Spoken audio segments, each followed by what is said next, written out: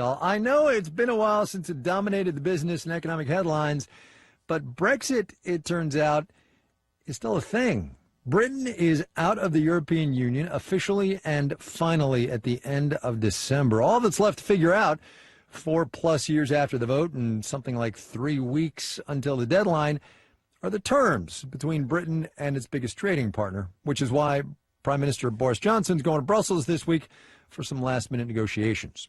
Also at issue, as the UK gets to make its own deals from now on, is the state of economic play with the United States. There are the big picture problems, market access and tariff structure, for instance, and some more industry-specific causes. Chlorine-washed chicken, hormone-treated beef, also fur. From London, Marketplace's Stephen Beard has that one. Protests like this led to a ban on fur farming in the UK 20 years ago, but fur imports are allowed. Claire Bass of Humane Society International says it's time to end that anomaly. Fur farming was banned in the UK because it's inherently inhumane. But since then, we've had this double standard. We've been importing the same product that we banned in our own backyard. This footage of mink, apparently mistreated, clawing at their cages, was filmed, she says, at a fur farm in the EU. An example of the animal cruelty that pervades the industry, she says. Brexit will end the automatic obligation to allow fur into Britain. Leaving the European Union and the single market gives us the opportunity to end that double standard and to stop funding the fur trade. The British Fur Trade Association, or BFTA, denies that animal cruelty pervades its industry. It insists that all of the $270 million worth of fur imported into the UK every year comes from farms or from trappers that are subject to strict animal welfare regulation. Nevertheless, the British government is mulling a total ban on all fur sales. Fur has already disappeared from many fashion shows. High-profile brands like Gucci and Versace eschew it. But, says Giles Roker of the BFTA, the product was featured on the catwalk at London Fashion Week this year. And he says the government ban would be an unwarranted attack on a successful industry. The UK is the 7th largest importer of natural fur in the world. It is a buoyant, successful, growing market. Sales have increased by around 180% in the last decade or so.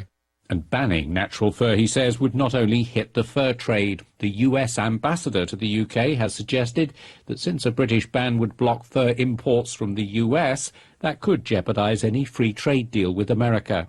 I think the UK government needs to reflect very carefully whether it wishes to move forward with this, potentially damaging a future UK-US trade agreement worth billions every year.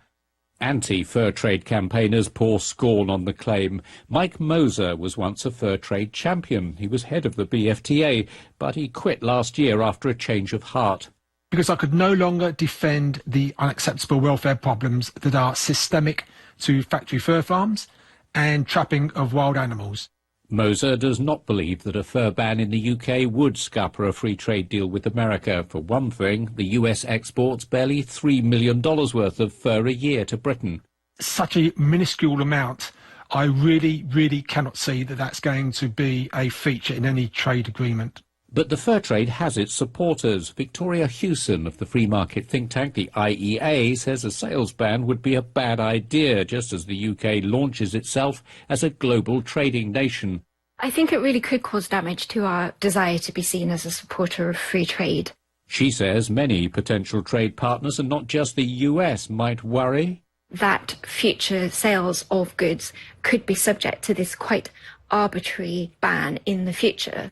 The argument goes on and is likely to intensify and widen as the UK gains independence from the European Union and gets to... 2020 has been, in some ways, defined by shortages. Testing supplies and PPE early on in this thing, now hospital beds and healthcare workers.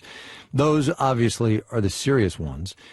On the less serious side, toilet paper, yeast, also bicycles there's a shortage of, and mason jars. And as it turns out, this isn't the first time our collective interest in the humble mason jar has been piqued. Jen Dahl wrote about it for Medium's Marker. Jen, welcome to the program. Nice to talk to you. I will quote you back to yourself as the first question in this interview. You say in this piece, there may be no better barometer of the state of our economy than the mason jar. Discuss. Well, when I started digging into this story, I talked to several historians, and not only are there mason jars that have been with us since the late 1800s, there are also mason jar historians. And the thing that they all told me was this isn't anything new. This happens every decade, every 12 years. It's like the runs on mason jars tend to occur when there is some kind of economic instability, recessions.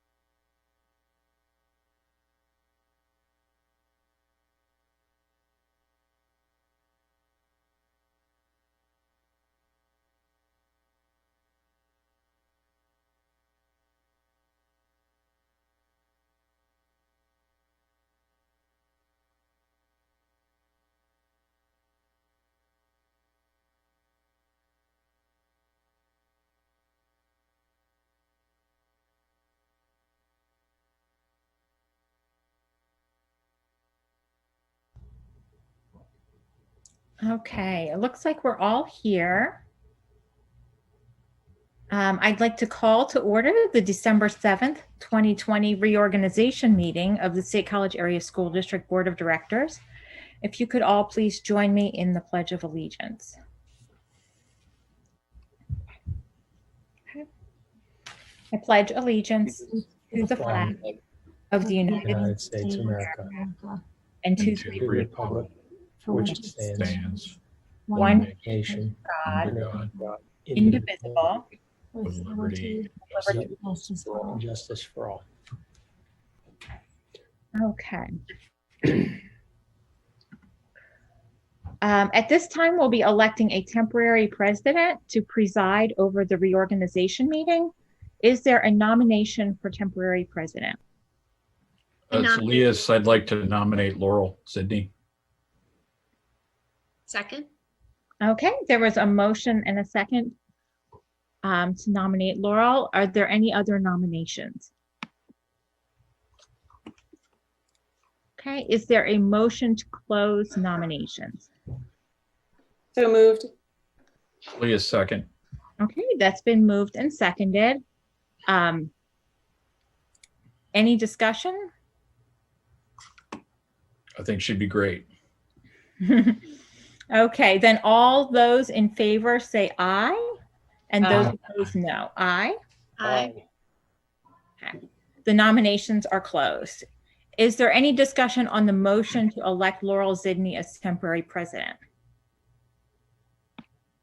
Okay, then all those in favor of electing Laurel Sidney as temporary president say aye. Aye. Opposed? No. Aye. Okay, I will turn it over to Laurel then.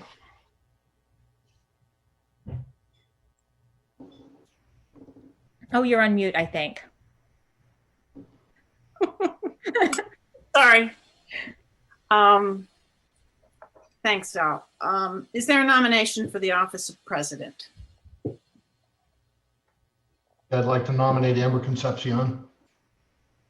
Is there a second? Second. Any discussion?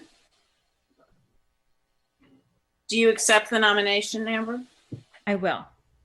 Thank you. Is there another nomination for president? Is there a motion to close the nominations?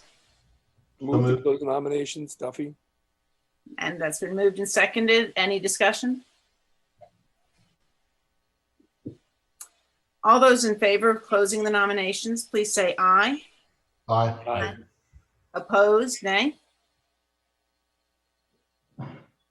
Nominations are closed. All those in favor of electing Amber Concepcion as president, please say aye. Aye. Opposed, say nay. Congratulations, Amber. Thank you. Thanks, Laurel. Is there a nomination for the vice president? I nominate Amy Bader Brandt. Dell, second. Okay. Is there any discussion on that one? Amy, do you accept that nomination? Yes, thank you. Is there another nomination for vice president? I'd like to nominate Jim Leos Fazard. Is there a second?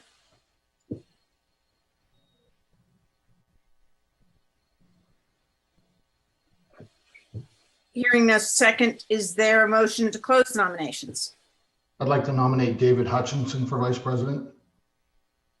Is there a second? I'll second. Okay, thank you. David, do you accept the nomination?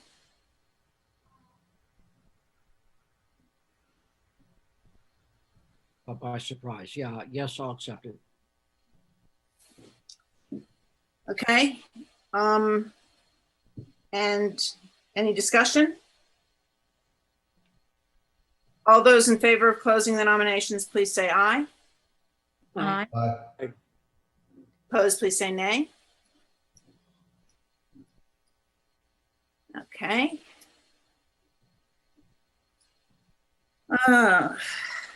Nominations are closed. Is there any discussion?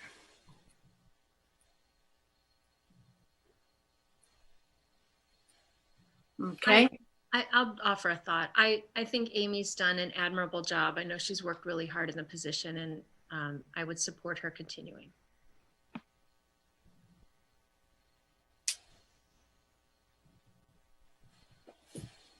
Okay. I believe the way this has been done in the past, when there are two nominations on the table, is that it's a roll call vote with each person saying the person that they would like, that they are in favor of electing. Laurel, that would work, but the way I would typically recommend it be done is Amy was the first to be nominated. So there would be a roll call, yes or no, on her. If she gets 5 or more votes, then that's the end of it. If she gets less than 5 votes, then you go on to David. But you could do it your way also. No, I'm perfectly fine with that. Thank you. So we'll have a roll call vote then. All right. Ms. Brandt? This is on. Just to clarify, so this is yes or no for Amy. Amy Bader to become vice president? Yes. Okay. My response is yes. Okay. Ms. Concepcion? Yes. Dr. Duffy? Yes. Yes. Mr. Fazzard? No. Mr. Hutchinson? No. Did you say no? I said no. Okay. Mr. Leos? Yes. Ms. Sidney? Yes. Dr. Bader is not voting. Ms. Bedell? Yes. Okay. So that is 6 votes. Congratulations, Amy. Thanks. And I believe I now yield the floor. Okay. Thank you, Laurel. Thanks, everyone. Thanks, Laurel. Okay, so the next item on the agenda is the annual appointments, and a list is provided in the board package. If you could just take a moment to review the current roles and note that chairs will be appointed at the first committee meetings of the new year. Our practice is to elect new chairs at the beginning of each year of the committee membership at that time. Is there any changes or discussion from what's provided in the board package as far as roles? I'll just say, probably humorously, anybody can have anything I'm assigned to. I'm open. Yeah, and Amber and I agreed. I think I'll probably take the CAC to athletics primarily, but we may alternate as our schedules demand. So, but that's a minor change. Yeah, and something I had talked with Gretchen about previously is the COG liaison position is pretty significant, and it might be a good idea to have an alternate for the COG liaison position as well. I don't know if there's we have a voting position there now, correct? Oh, No, No, it's oh, not a sorry. voting position. Yeah, but there's several. There's different committees that we will have representation on. Excuse me, that SCASD will have representation on, and then there's a few current things that SCASD has representation on. And so just in case I can't, or whoever the COG liaison happens to be, again, I'm open to anybody trading anything with me, then there could be a second person who might be available to attend those meetings. Is there anyone interested at this time? And you could also let us know if you're thinking about it. I'm happy to talk with Gretchen more about it. So I'm happy to think about it, but not having thought about it before right now, I don't want to make a decision. It might be worth adding on a future agenda. And sorry, I don't mean to spring that on anyone, but we just talked about it in just recently, that it might be a good idea to have an alternate on that one. Well, don't all volunteer at once. Yeah. Okay, so at this time, Amber, I I'm had sorry, a question. Jim? Mm-hmm. Yeah. So I noticed, and this has maybe been the practice for the last 4 years, I don't seem to have a backup on the CAC for technology. So I was going to see if Laurel Zidney wanted to join me as a backup. Or anyone else for that matter. I think. Laurel? Oh, you're on mute. Maybe you don't want me as a backup. Since I have trouble with muting. I'd be fine being back. I mean, I think I know I've backed up sometimes when even the backup can't come to something. So I think we all help each other out there, but certainly. So, okay. Well, this raises an interesting point, because I think there was a time for the intermediate unit assignments when they had a third tier appointment. I think it was the alternate, whatever. But I believe the IU board, within the last year, maybe even 2 years, abolished the role of alternate. So there are only 2 individuals in the mix right now that would affect our board. So right now it'd be David and me. So, but I would ask Lynn to check in with Haley Hickman to be sure I have that right, to see if in fact we are responsible to appoint an alternate. Because my understanding is that that role no longer exists within the IU board structure. Okay, will do. If it still exists, I'm willing to keep doing it, but I'm also fine with it not existing. Well, we have it. Well, who knows? If one of us, if David or I decide to, or have a health issue or whatever, we may need you, Laurel. I mean, it's a long drive to West Decatur when we go back to meeting in person. I'm aware of that. It's a long ways away. Thank you. Thanks, Lynn. Okay, so we'll have Laurel listed as the alternate on the CAC for technology. For now. Got it. Yeah, okay. Okay. Is there anything else with these appointments? Okay. All right. Is there a motion to accept the appointments as listed on the agenda? So moved. So moved. Okay, that's been moved and seconded. Is there any discussion? So I'll say thanks to Lynn for managing all this and taking care of all the organizational side of this. There are a lot of moving parts. Thanks for pulling this together. My pleasure. Okay. Is there any public comment on, particularly on this item? I don't think anyone whose hand is raised is waiting for this item. Okay, then we will have a roll call vote. Ms. Concepcion. Yes. Dr. Duffy.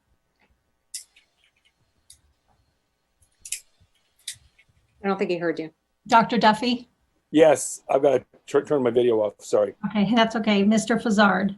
Yes. Mr. Hutchinson. Yes. Mr. Leos. Yes. Ms. Sidney. Yes. Dr. Bader. Yes. Ms. Bedell. Yes. Ms. Brandt. Yes. Okay, so that item has passed.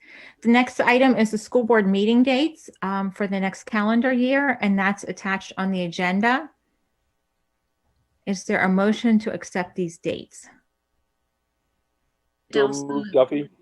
Okay, that's been moved and seconded. Is there any discussion around the meeting dates? Laurel? Yeah, it looks like, more just a comment, it looks like this has already been brought by the calendar committee and the perhaps the diversity committee, so that we know we've checked into holiday conflicts. One is noted on here, and I appreciate that being done. Great. Yeah, a lot of that credit goes to Saria and her team. They worked really hard to put together a detailed holiday calendar for all the district to use to be cognizant of a lot of those different conflicts. So that was really helpful that we have that now. Very. Okay, if there's no other discussion, is there any public comment on the meeting dates? Okay, then we'll have a roll call vote. Dr. Duffy. Yes. Mr. Fazzard. Yes. Mr. Hutchinson. Yes. Mr. Leos.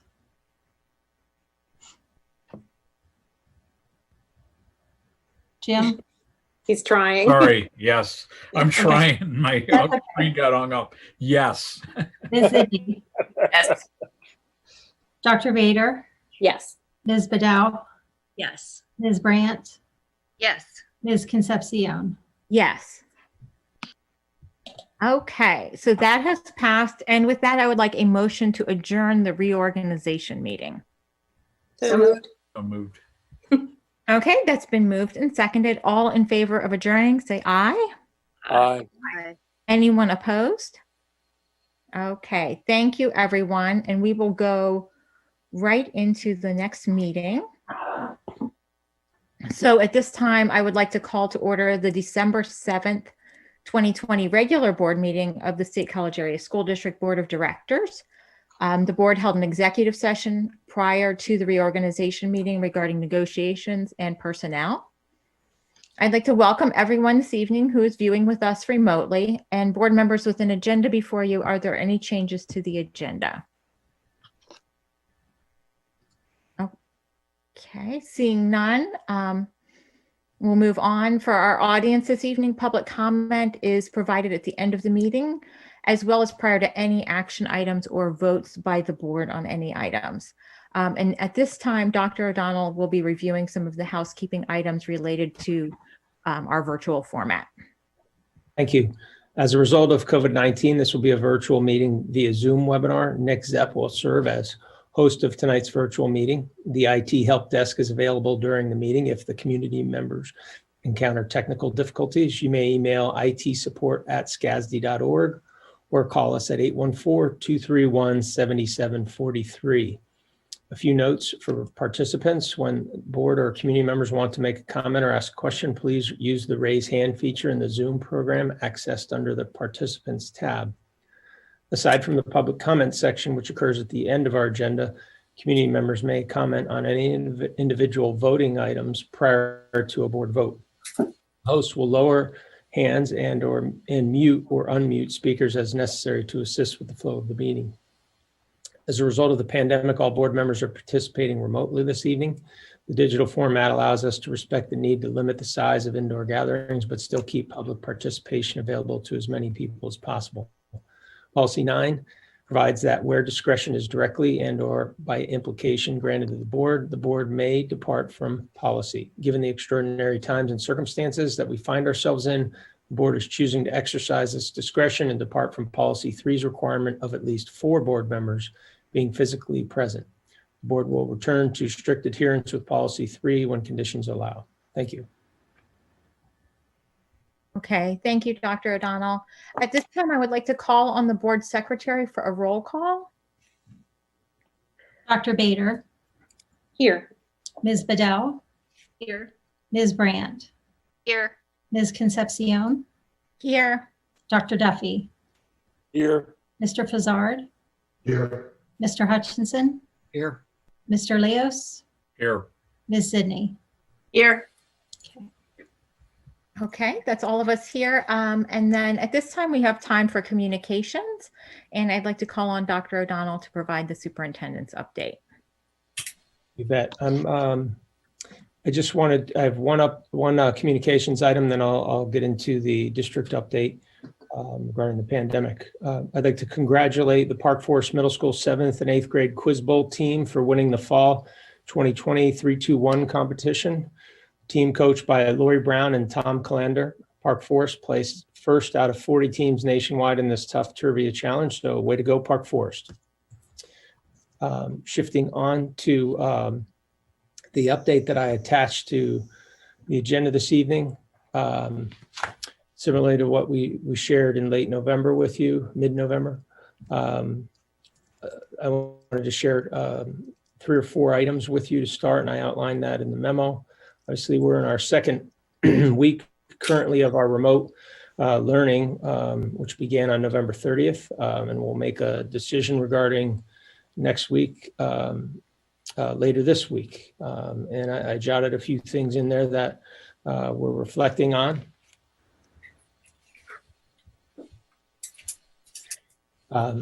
Including some of the staffing challenges we had just before the break, the Thanksgiving break.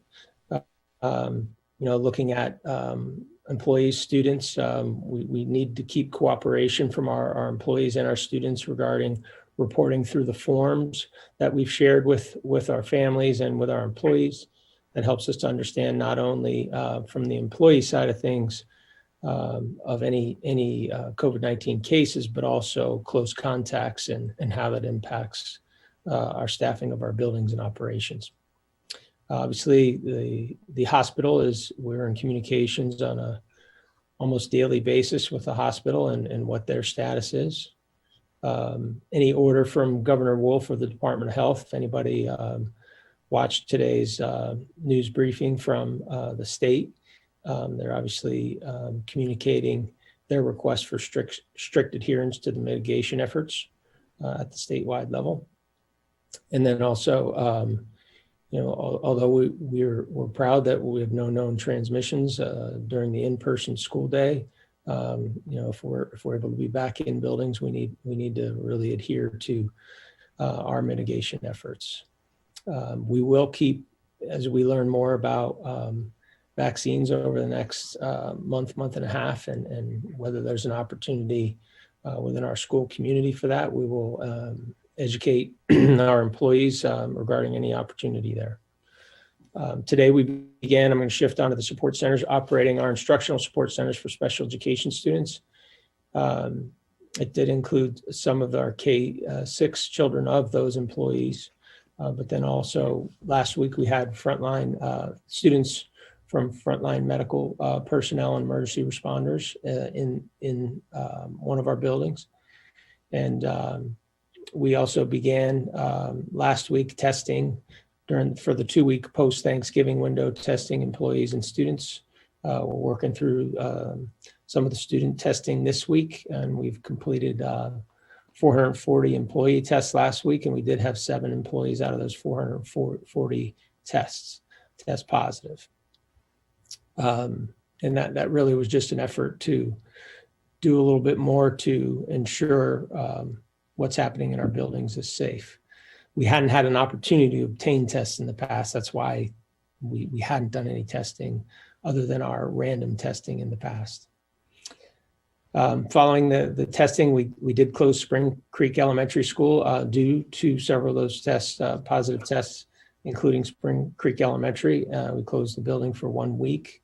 So the instructional support center is not operating in the Spring Creek building this week. I'm going to shift on to the new state attestation requirement. For us to even have our instructional support centers occurring in buildings, let alone in-person learning, we had to complete a form where our board president and I had to sign off regarding our commitment to the state mitigation expectations. It also has a stronger requirement that we need to follow the recommendations regarding our status of in-person learning.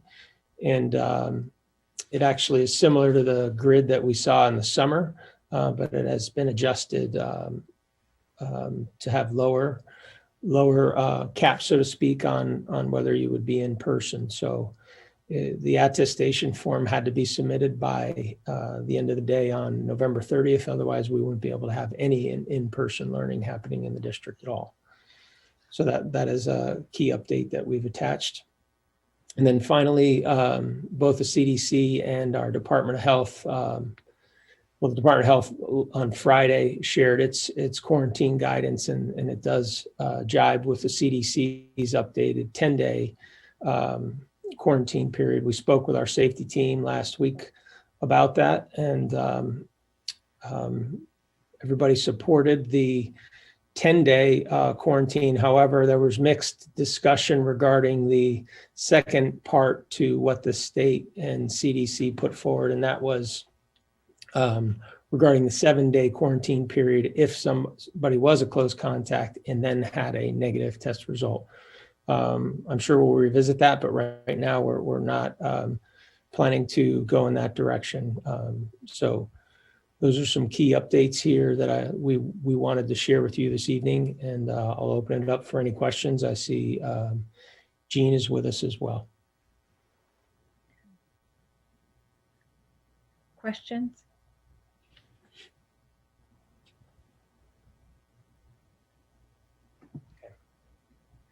Okay. Thanks, Amber. I don't have anything else.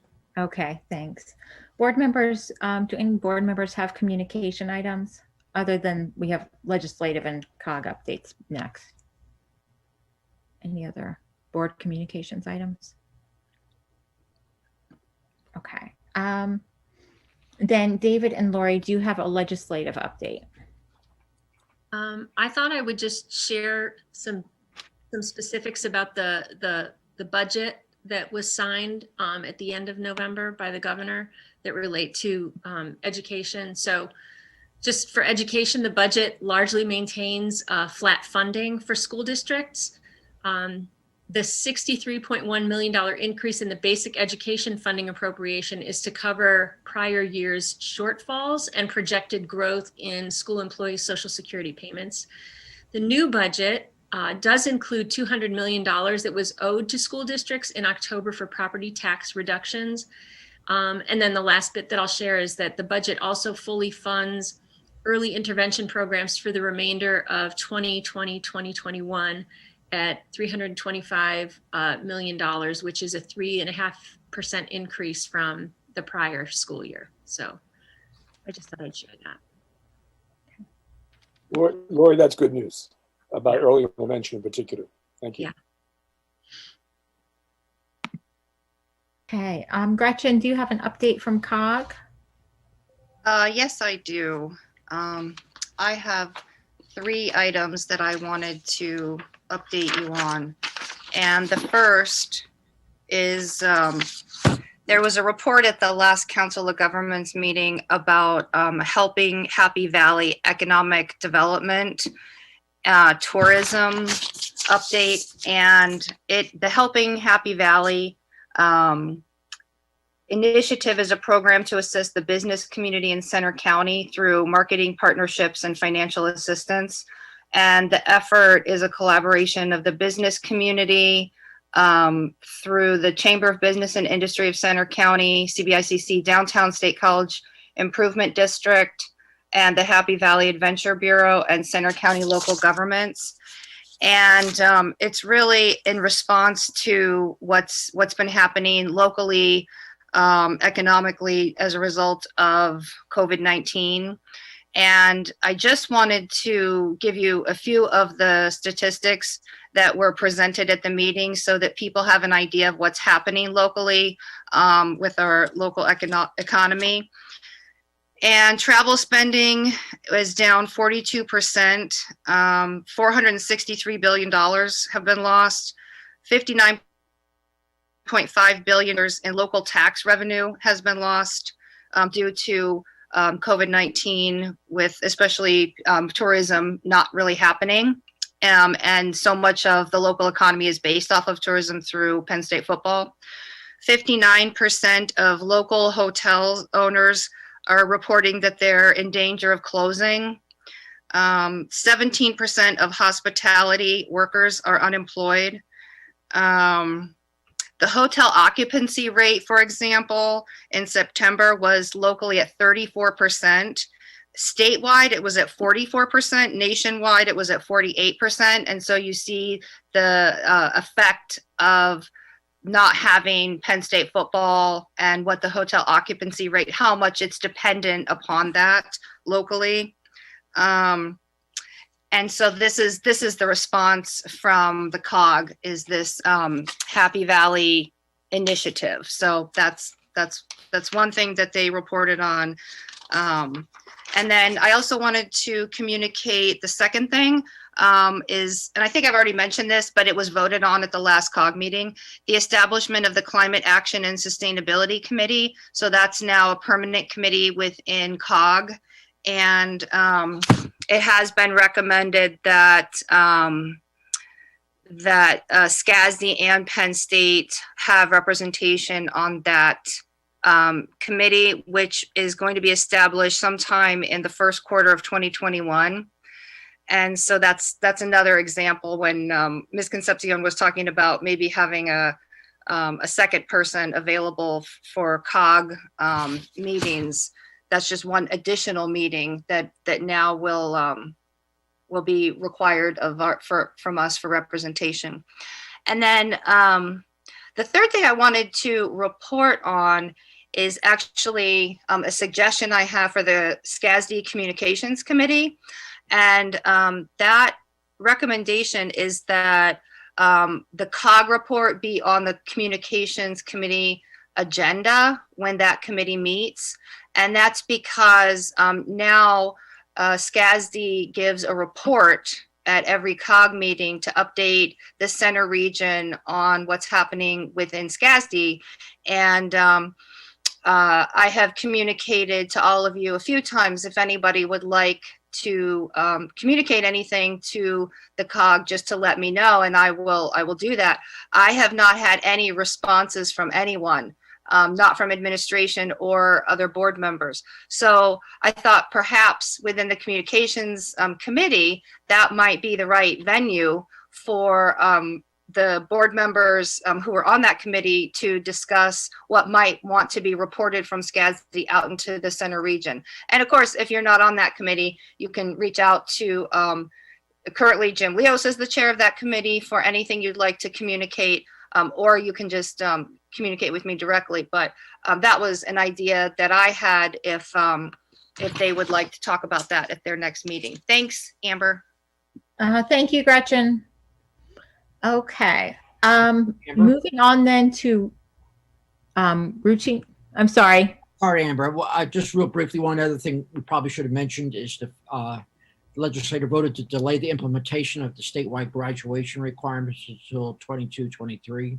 So that's kind of good. Yep. Okay. Then moving on to routine approvals, is there a motion to approve the routine approval listing as presented on the agenda? Leah, so moved. Duffy, second. Okay, that's been moved and seconded. Any discussion? Laurel? Thanks. I just wanted to check on something with the, I believe it was the technology. Sorry, I had it in front of me just a minute ago. It was the Verizon contract. And what I was checking is whether it is also a 5-year contract. It's the one to replace the Windstream contract.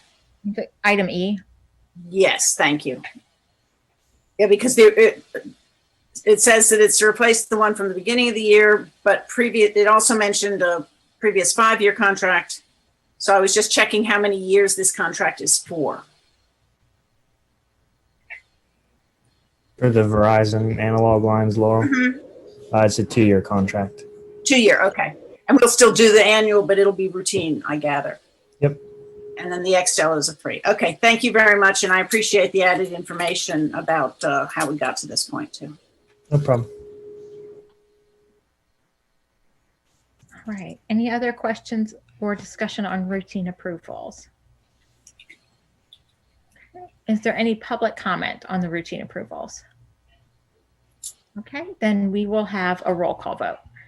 Mr. Fazzard? Yes. Mr. Hutchinson? Yes.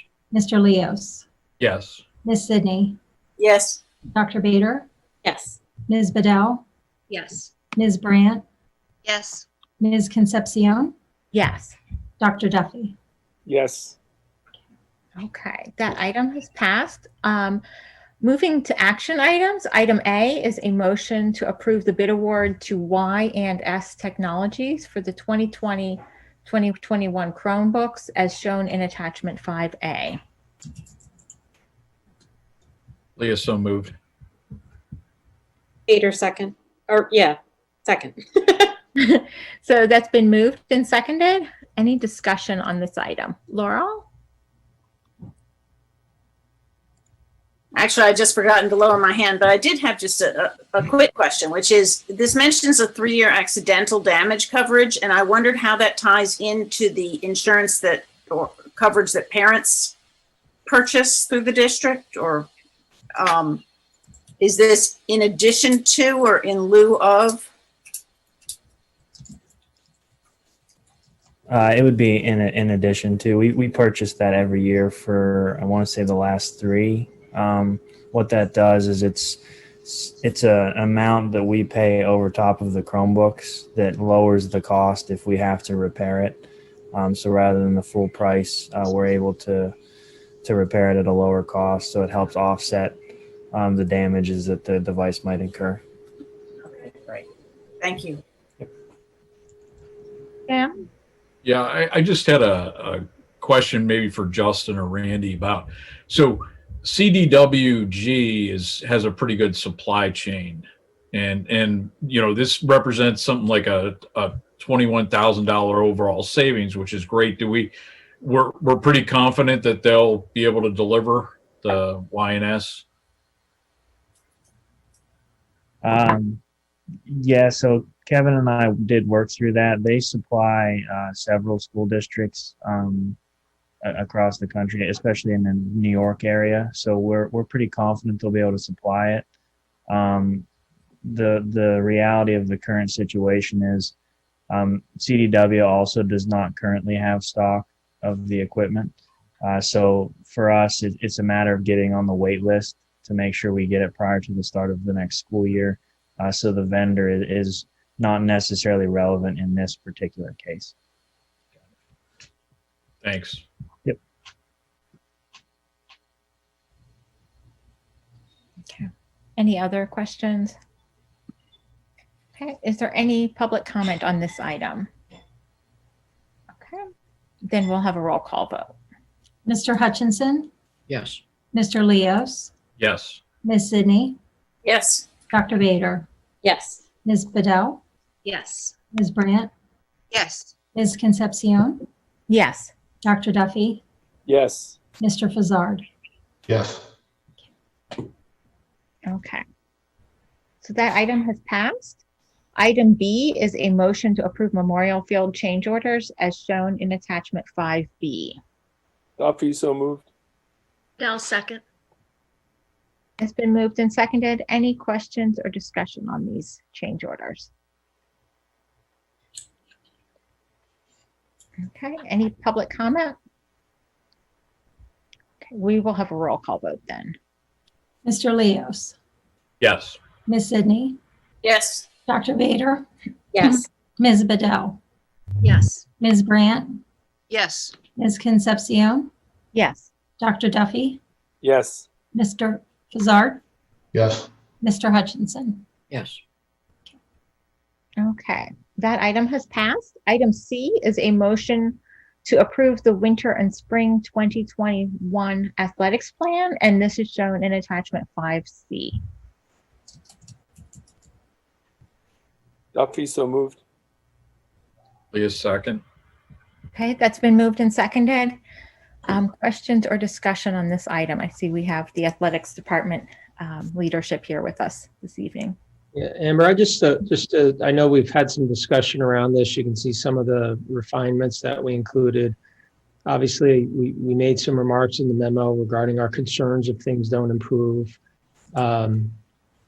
Today, I spoke with both athletic directors as well as our PIAA District 6 representative to the board, and also with our intermediate unit and all of our region superintendents and all of our neighboring superintendents, as well as me. We would love to see the PIAA not cancel, but to postpone the start of this season, including the competition, the championships, which is a key anchor in all this timing. And our rationale really just, with seeing some light at the end of the tunnel with the pandemic and the vaccines coming, we believe that if there was a February 1 start date and things were adjusted accordingly for both the winter and the spring seasons, that would be a better scenario.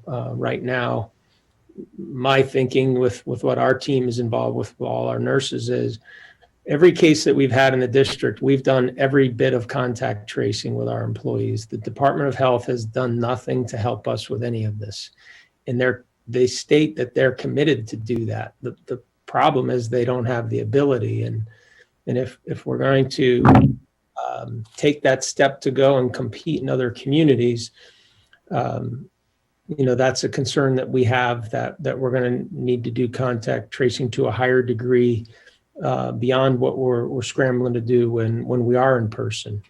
Obviously, if we're hoping to be in person, but if we're not able to be in person, if it's because we're seeing a significant increase in cases in the district, well, then the new attestation form will have our buildings closed, including athletics.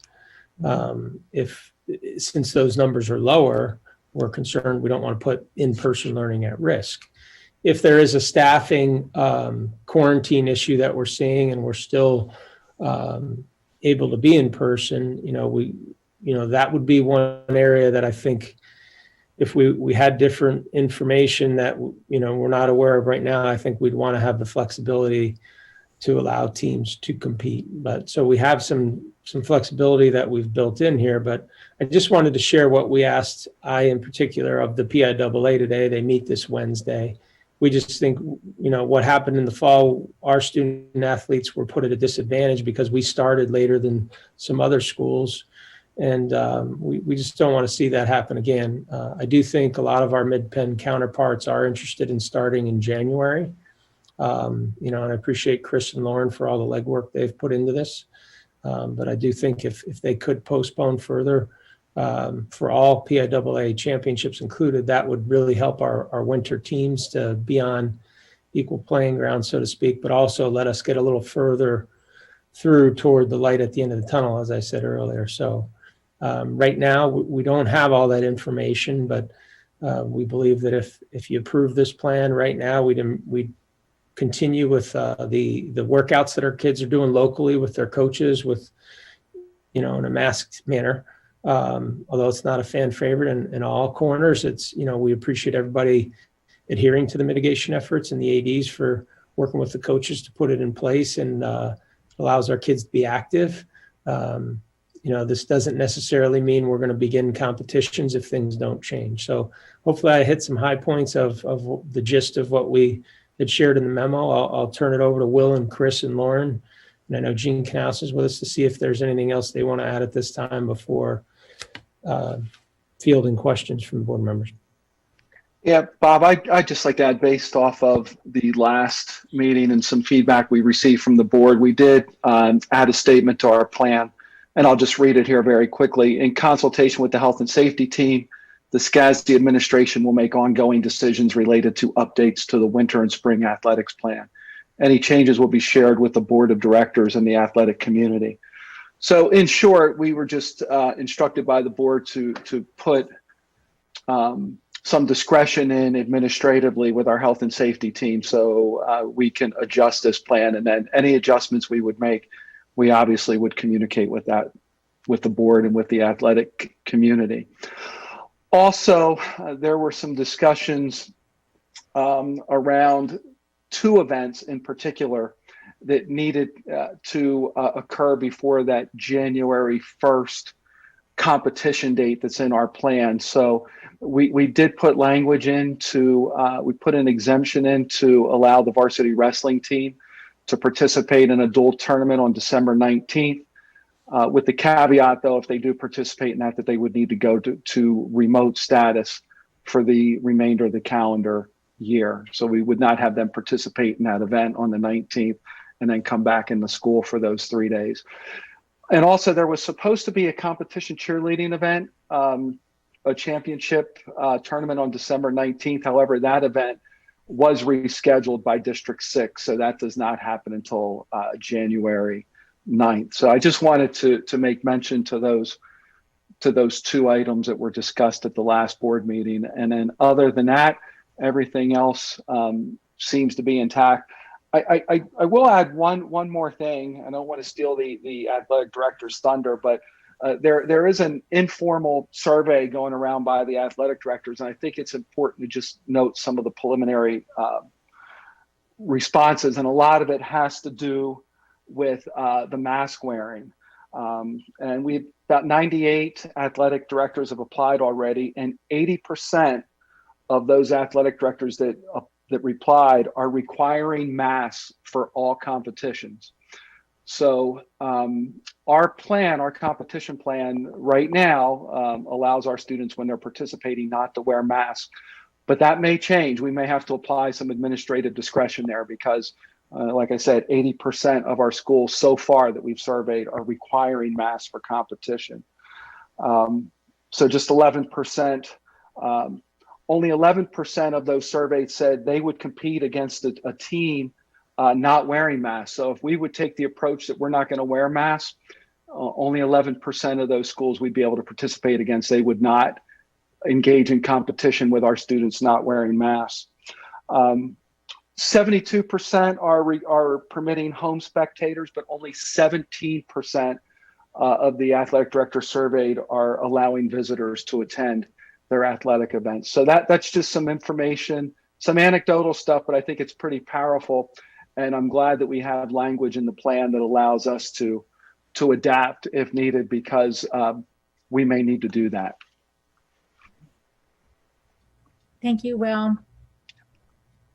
And just if I can make one quick comment on the heels of that, thank you for allowing us to be here this evening. Just with that survey, it's evident that State College School District is pretty much in line with the state. We are pretty well in line with the thinking and the conversations throughout the state. We meet with other ADs throughout the state bi-weekly. So this plan that we have before you is pretty well consistent with other schools throughout the state and our cohorts. But I appreciate the opportunity to be here tonight. Thank you.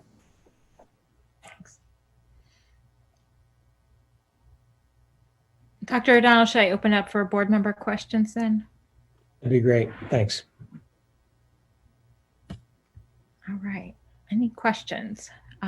Lori.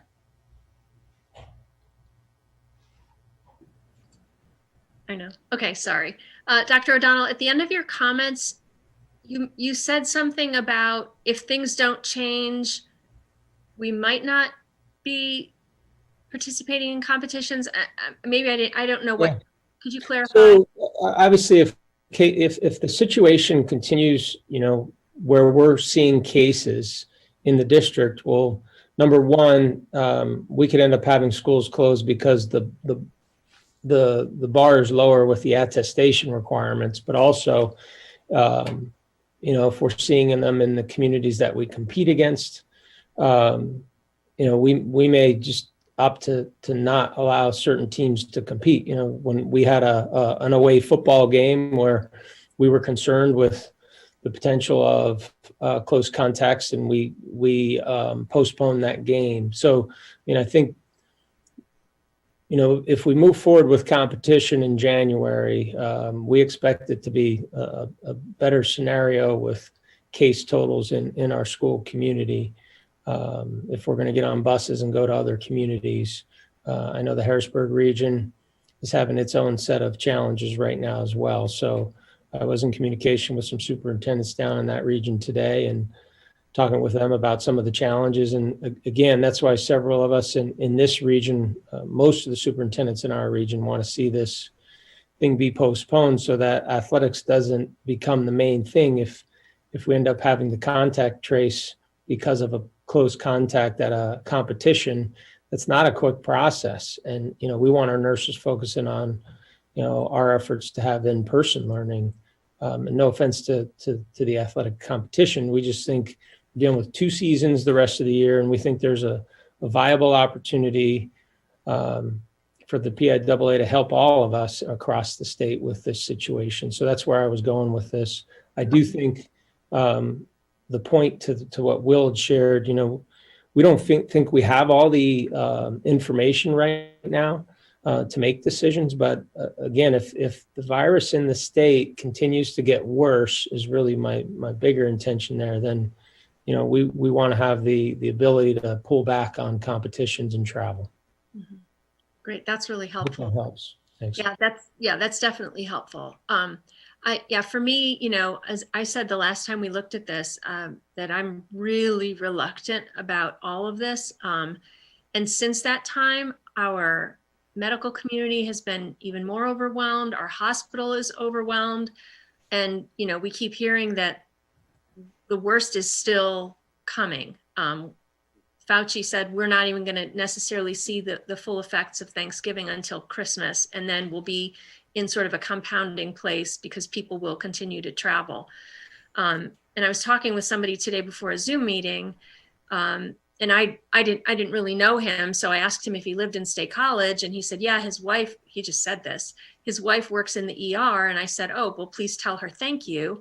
And he said, yeah, thanks, they're barely holding it together there. And for me, I just worry we don't and we can't regularly test our students. And so we don't know whether we're exposing an athletic event of people to an asymptomatic carrier. I mean, temperature checks don't really mean anything when we're talking about asymptomatic kids. And most, if not all, of the symptomatic cases that I know of now were transmitted by an asymptomatic carrier. So I just think we're a large entity.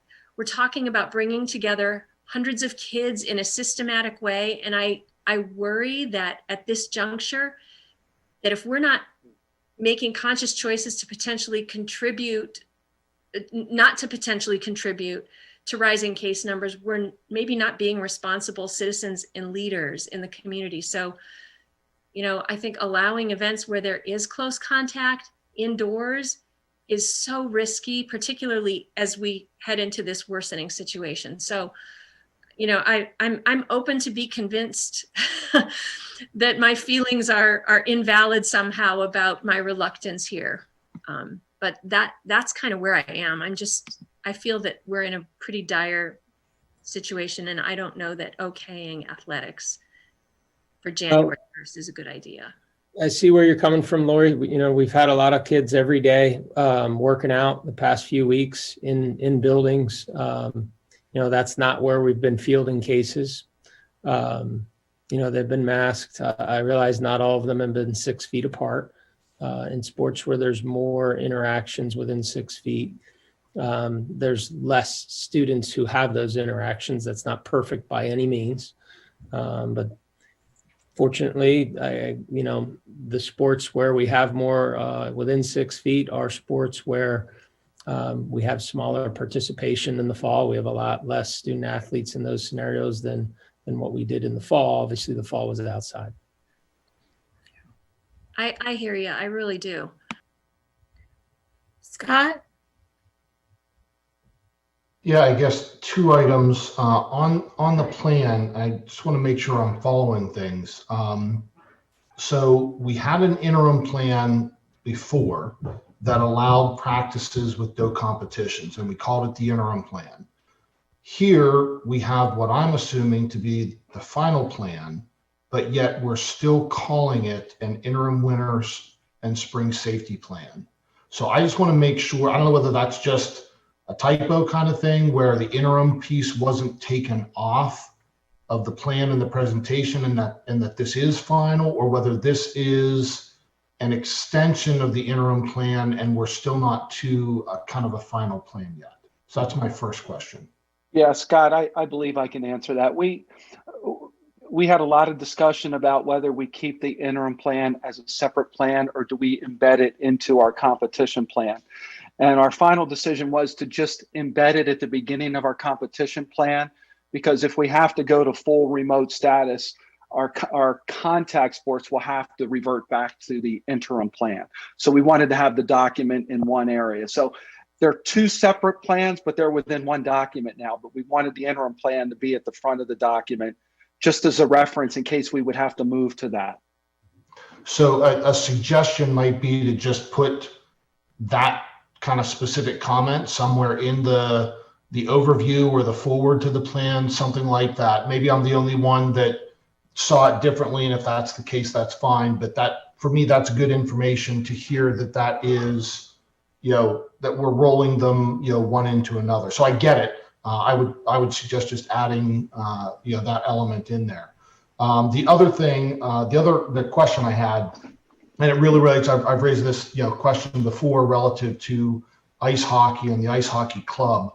And quite literally in the past, you know, week or week and a half, as we've started to go through practices with the club team, and keeping in mind that the club teams are following the requirements of the district and wearing masks on the ice, and no other team, the travel organization, the local travel club is requiring that. So this is literally the first time that the kids are getting onto the ice with masks on.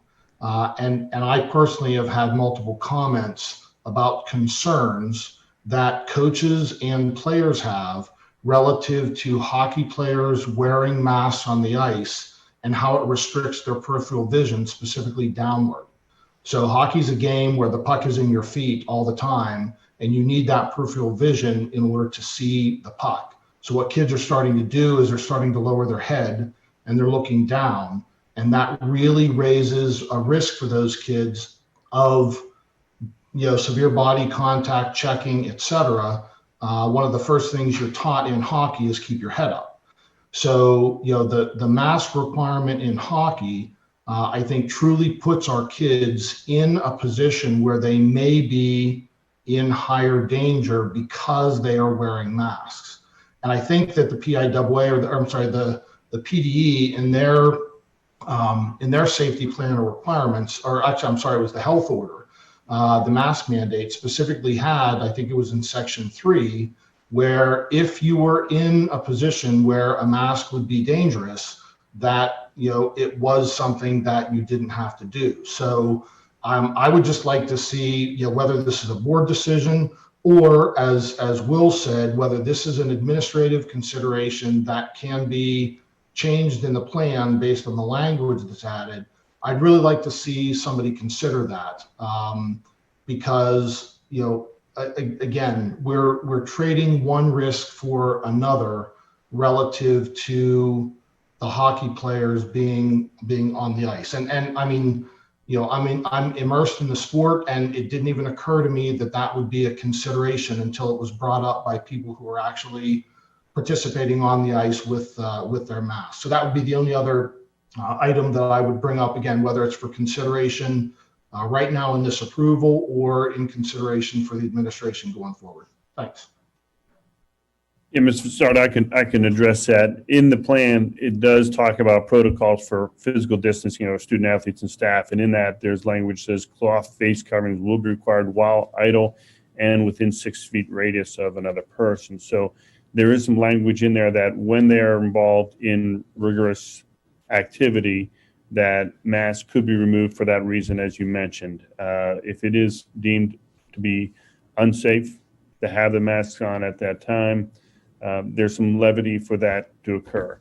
We've been working with our coaches and our student athletes as well to help make sure that we design practices and drills that will allow for some of those times where they're not going to be unmasked the whole time. They're going to be in their masks at times, and just working to make sure that we design opportunities for them to be safe on the ice or on the court or on the mat.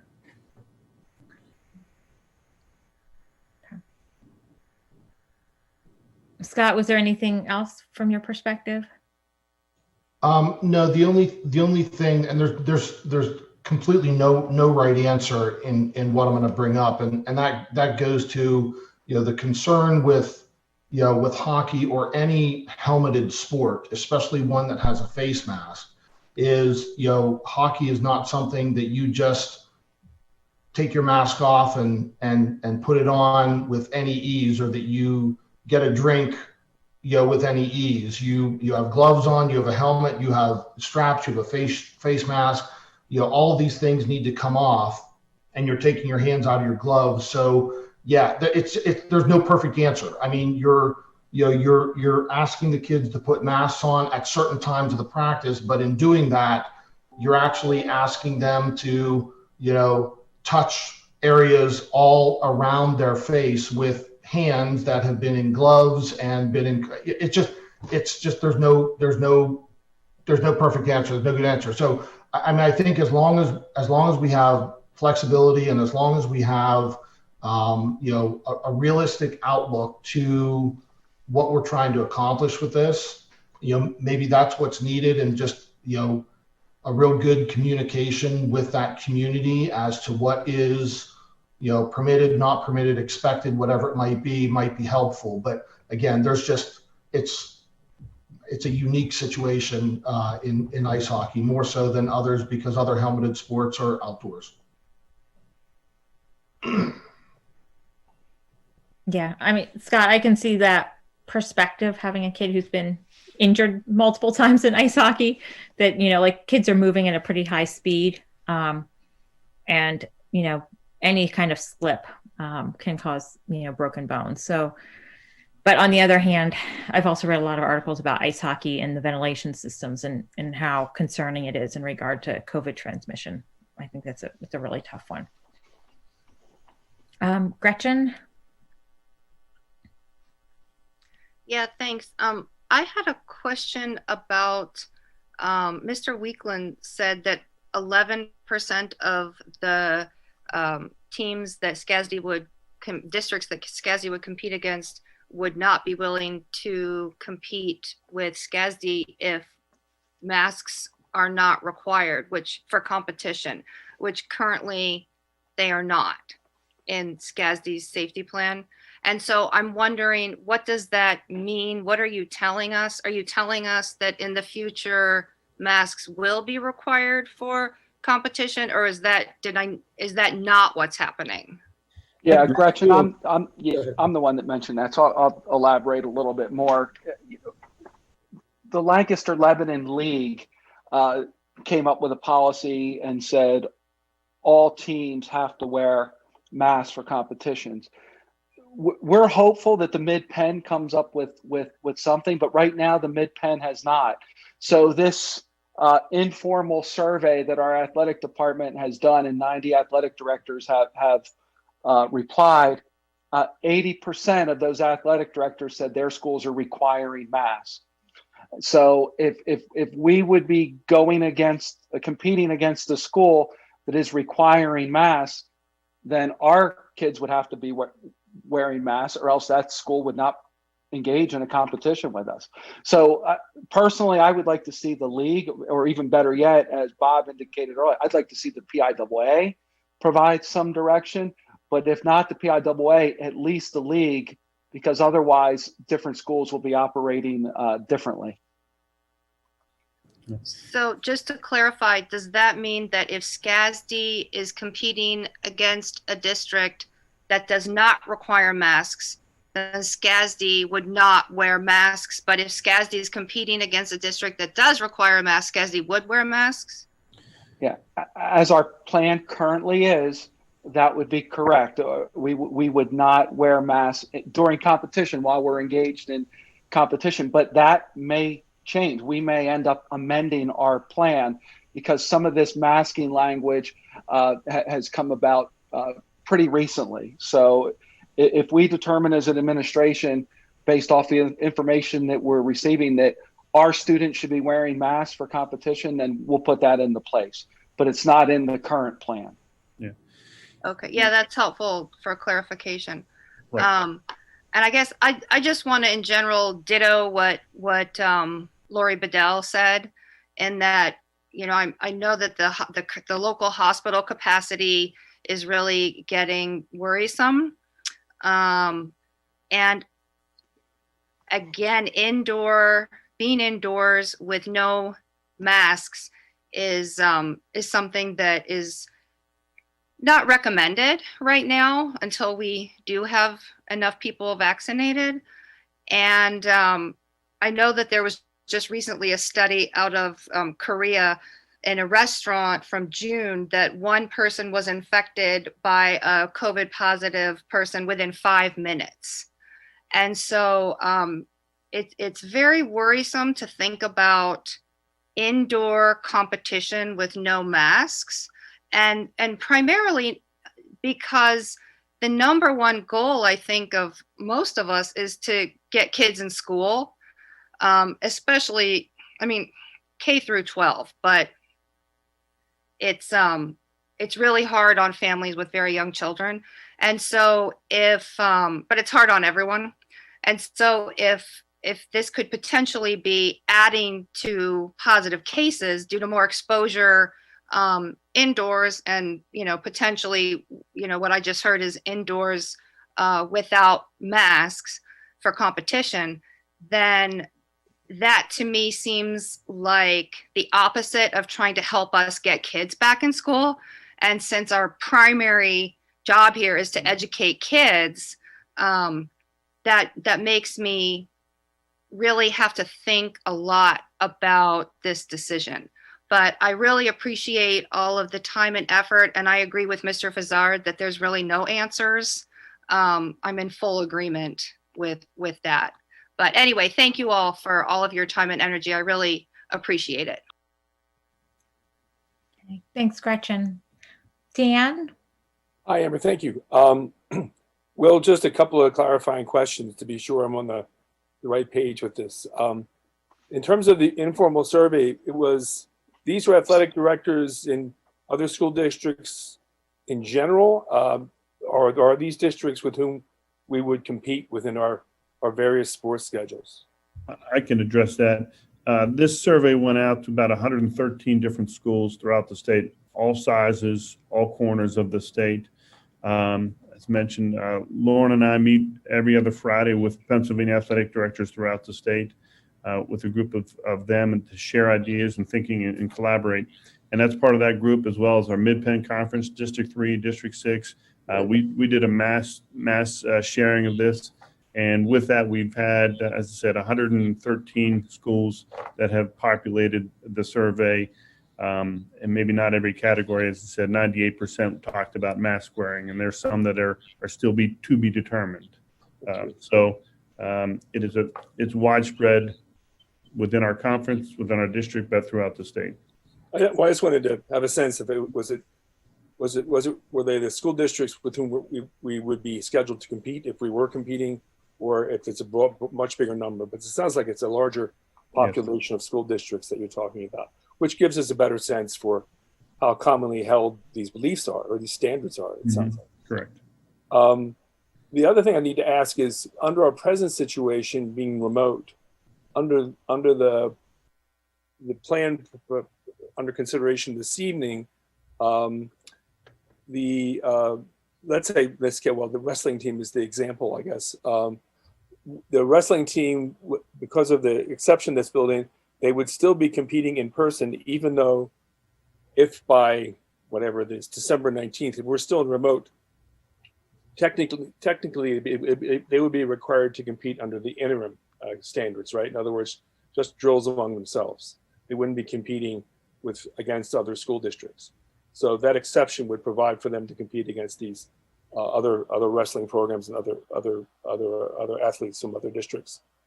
So, as I read that exception, it occurred to me, and I thought about it too, because I did have some conversations. I had to learn more about what wrestling is after the last board meeting, and had to get informed a little bit better. So, which I did, and I came to learn how one's place or status, in a sense, within the sport is determined by your competitions, both individually and team-wise, over many weeks.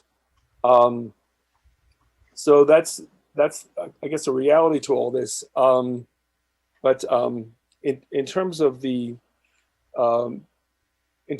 competition, let's say that's built in as an exception, one of the things, and having these conversations about the schedule that these athletes would have, I was wondering about the need for them to, if they're going to be competing in a tournament with lots of other players, which will be impossible to contact trace, should we require that they be quarantined for a period for 10 days following this competition, following this tournament, rather than simply working remote? In other words, could it be that could there be a built-in requirement for quarantining for those individuals, given the range of other players with whom they'd be competing and the opportunities for infection that might come from that? Thanks, Mr. DeFay. I can respond to that slightly. The wrestling community and our wrestling tournaments throughout the state have kind of restructured their organizations as far as their tournaments. They're doing more dual tournaments, which basically means State College is going to compete against one other opponent for that period of time. And it's not an open by weight class where, as you said earlier, that we could have a myriad of athletes competing against a variety of other schools throughout the state at any time throughout the day. This is much more structured. They consider this a dual tournament format where it's much more controlled. The contract chasing would be a much more controllable element as well. And I think it is a good plan. It's an adjustment that the wrestling community throughout the state has made, and I think it makes sense there. Okay. Well, I mean, given the kinds of things that Dr. O'Donnell was talking about in terms of the challenges of contact tracing and so on,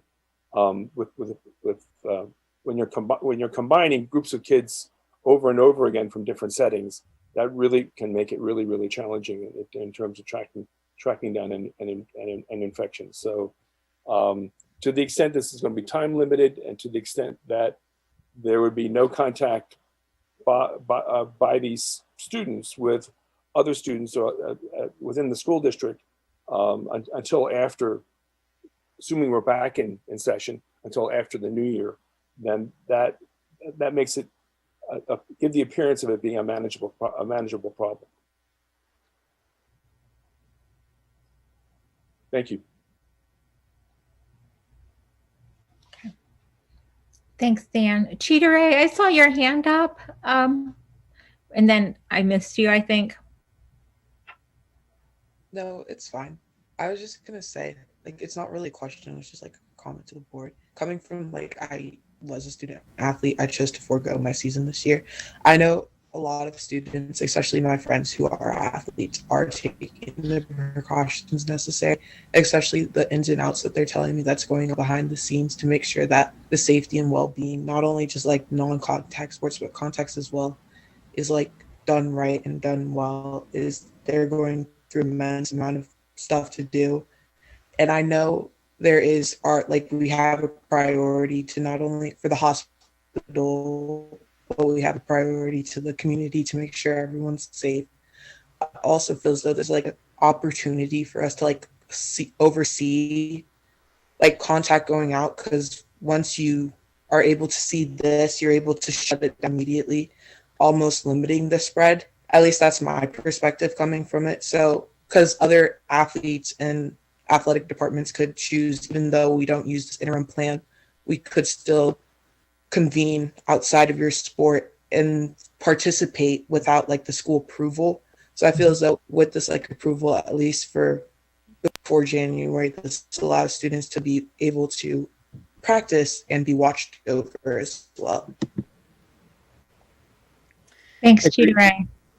That's a good point, Cheetah Ray, because we do get, our coaches and our trainers are contacting or checking in with students on a daily basis, communicating with them. So we'll have a better sense of if we are seeing cases among our student athletes than like you said, if they go out and compete away from us, which some of them would, we believe that. So, right now I don't, to the board, I don't think we have all the information for making decisions in January. Hopefully we'll be in a situation where we can provide students with opportunities. I'd prefer personally if the PIAA would give us a little bit more time, to see the light at the end of the tunnel, so to speak, with some of the vaccine rollout. That's why the February 1st start date, not that that's perfect, but so we'll keep you posted if anything changes there. But I do think if we move forward, we are requesting for your support on this, and it doesn't necessarily mean that everything's an all-out go as is, pending on the conditions. So thanks, Cheetah Ray. Scott? Yeah, just a final item. Dan mentioned something that got me thinking, and maybe this is more a question for Scott Etter, but I don't think we have the authority to require somebody to quarantine. We can require them to go remote, but I don't think as a school board, we can require somebody to quarantine in their house or something like that away from people. So I just want to make sure that, because Dan, you brought that up as a possibility, and it just got me thinking whether that's something that we even have the authority to do. Yeah, it was a conservative idea, I realize. To the extent you're asking me that question, Scott, I do think I have some doubt in my own mind about our ability to require a quarantine. There's an ability in some senses, under some circumstances, to not allow someone, whether it be a student or a staff member, to come into the school. But quarantine is a separate matter.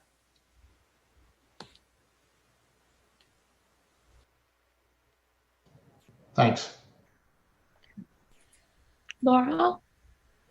Thanks. I just wanted to circle back to make sure I understand the point that was mentioned earlier about allowing a little more discretion to the administration in terms of I think what I understood is that if we were in remote learning, more as a matter of staff coverage as opposed to because of transmission.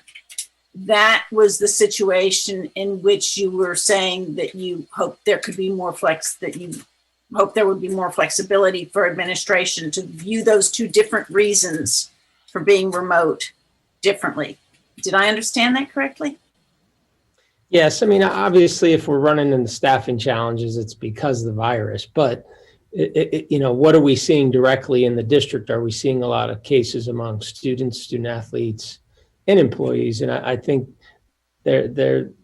you're correct, Laurel. That would be, the difference.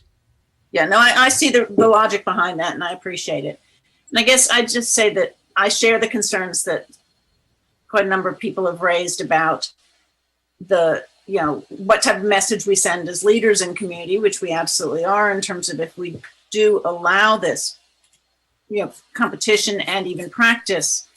At the same time, in the world we live in, I understand the point that many of these students are getting together anyway, or certainly would if we didn't offer this opportunity. And I think that's the difference between maybe what we'd like in the real world. And I hope that those students have been fortunate so far and continue to be. I mean, part of what we've learned is that you can have 500 people in a close space, and if you don't have a spreader there, all 500 are fine no matter what.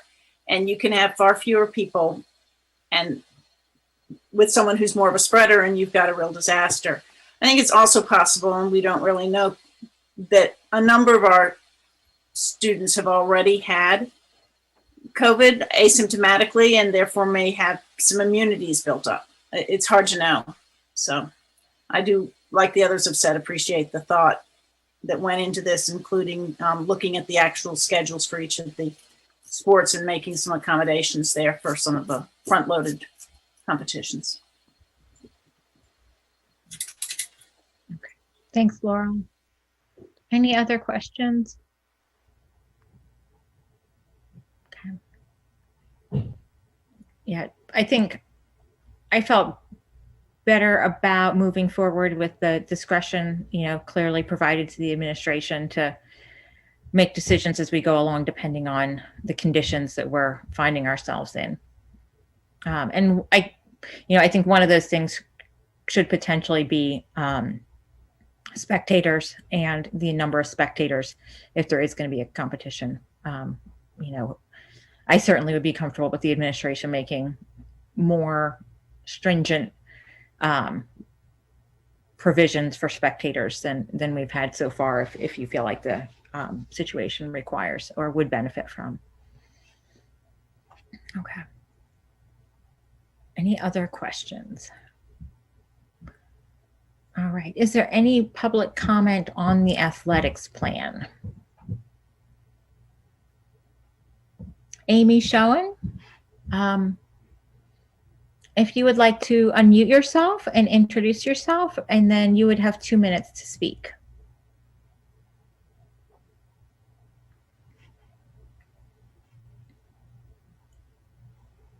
Hi, Ms. Schoen.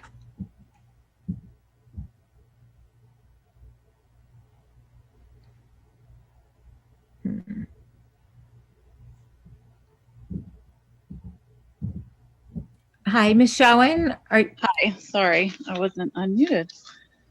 I am calling in tonight in support of the winter athletic season, whether we are in person or remote. I have a senior and we live in Ferguson Township, and he is a wrestler. And he has been wrestling for 12 years, and this is the senior year, and there won't be another year. There won't be another opportunity. And yes, there are other opportunities for wrestlers in the community. However, the team, the State College team, will always be the first choice for most of these kids. And I would love for that season to actually be able to happen. I endured the fall season with him, and it was very challenging. Albeit at the same time, it was the one constant thing that you could count on with the way the year has gone. I would like to say that perhaps the survey results are due to the mandate that was received by the state. So of course, most of the schools are going to require masks. They want to be able to continue with their programs. So that really doesn't surprise me. However, wearing masks during physical exertion like a wrestling match is extremely challenging, although these kids are doing it and doing it admirably every day. So again, I would just like to say that I fully support an entire wrestling season with the consideration for whether we are remote or in person, because the reality is we will probably be remote for a while. And I just appreciate the chance to talk. Thank you. Thank you, Ms. Shawn. Michelle Young, I see your hand raised. If you would like to unmute yourself and introduce yourself, and then you would have 2 minutes. I'm Michelle Young, and I reside in Ferguson Township. I have 2 children in middle school and 1 in elementary. Requiring wrestlers to wear masks while actively wrestling is at best virtue signaling and at worst dangerous to our athletes. Mask wearing while wrestling is impractical at preventing the spread of COVID virus, as an opponent's hands, arms, and side of their face will come to contact with a sweaty mask and then they touch their own faces. Nor will the mask remain in place as wrestlers vigorously attempt to dominate their partner or opponent. Masking during wrestling practice is unsafe. The World Health Organization states you should not wear a mask when moderately to vigorously exercising. The Mayo Clinic does not recommend wearing a mask exercising when you cannot hold a conversation, when labored breathing is further constricted by a mask, and in particular, a mask drenched in sweat. In addition, unlike other sports where your hands are free to remove an obstruction that can impair breathing, in wrestling, an opponent can have your hands and arms pinned in a way that prevents you from protecting yourself, or they could use a hole that covers the mouth and holds the mask in place. Requiring our wrestlers to wear a mask during rigorous wrestling practices places our students in an unsafe environment. Safety is always our greatest concern. Dealing with the viral, bacterial, and fungal infections is always a part of wrestling. Using proper mitigation, events can happen with little to no transfer of virus. Mitigation practices, such as those endorsed by the PIAA for wrestling, have worked for clubs and the events that we have been attending. Thank you. Thank you, Ms. Young. Is there any other public comment on this item? Okay, then seeing none, any other comments from the board? Okay, we will have a roll call vote then. Ms. Zidney, Yes. Dr. Bader, Yes. Ms. Bedell, No. Ms. Brandt, No. Ms. Concepcion, Yes. Dr. Duffy, Yes. Mr. Fazzard, Yes. Mr. Hutchinson, Yes. Mr. Leos. Yes. Okay, so that item has passed. Moving on to item D, it is a motion to approve the purchase of coronavirus testing services from Vault Health, and this is shown in attachment 5D. Please, so moved. Okay, that's been moved and seconded. Questions or discussion on this item? Laura. Thanks. Could you just, I appreciate the work that went into this, and it certainly seems very necessary, but you mentioned in there expanding the protocols. And can you just review what the current protocols are in terms of screening and testing? You bet. And I'm going to have Jean and Randy share some details. I appreciate both them and all of our nurses, our admin team. This was something we built while we were flying it, and we would have taken a step forward with testing earlier in the year if we had access. We had access to the 50 tests per week max with our employee program that we signed with Mount Nittany Health. But this came about very recently with Mr. Brown's continued persistence or badgering of the Vault company through our contacts at Penn State. So we appreciate them for passing that along. And so in regard to the protocol, I'll let Randy and Jean jump in and explain that. Thanks. So this is an expansion of our, as Dr. O'Donnell said, 50-person employee random testing that we've been doing through Mount Nittany Health. This is a PCR test similar to the nasal swab that we're doing with Mount Nittany. Mount Nittany was not able to increase their capacity to provide additional testing for us. That's why we were able to, or that's why we desired to expand into a different vendor. This is a saliva-based collection that is required to be taken virtually using Vault's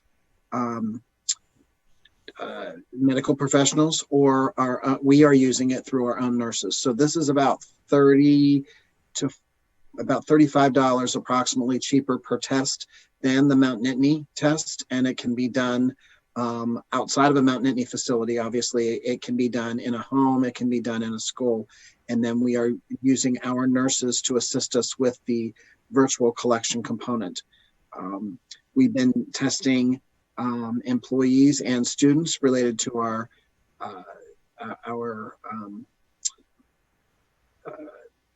centers that we're running this week, and we're very excited about the response that we've gotten from those that are involved. Some are required and some are voluntary to complete the tests, and we're very excited about the turnaround. So we saw about most test results came back in less than 48 hours. So it sounds like it's also even a little safer maybe if they don't have to go into another facility. So it sounds great. If there's a concern about going to another facility, then this is an advantageous. We've been using this right now for our 2-week window post Thanksgiving. We will continue. What you saw there, I've explained. I'm not asking for a limit. I'm explaining how much, which is an unusual in an approval, I understand, but we don't know necessarily how long we'll want to continue this and in what volumes. And so we're saying that we're expecting a commitment of up to $150,000 for this testing. Jean, did I miss anything else? I don't think so. I think you hit every detail. I was taking notes. So okay. Thanks. I'd like to owe some thanks to our health and safety team members too. All right. Thanks. Any other questions? Okay. Is there any public comment on this item? Okay. Then we'll have a roll call vote. Dr. Bader. Yes. Ms. Bedell. Yes. Ms. Brandt. Yes. Ms. Concepcion. Yes. Dr. Duffy. Yes. Mr. Fazzard. Yes. Mr. Hutchinson. Yes. Mr. Leos. Yes. Ms. Sidney. Yes. Okay, so that item has passed. And at this time, before we start the information discussion items, I'd like to suggest we take about a 5 to 10 minute break. And if everyone could turn their cameras back on when you get back, and I will do the same. So we are adjourned for the moment.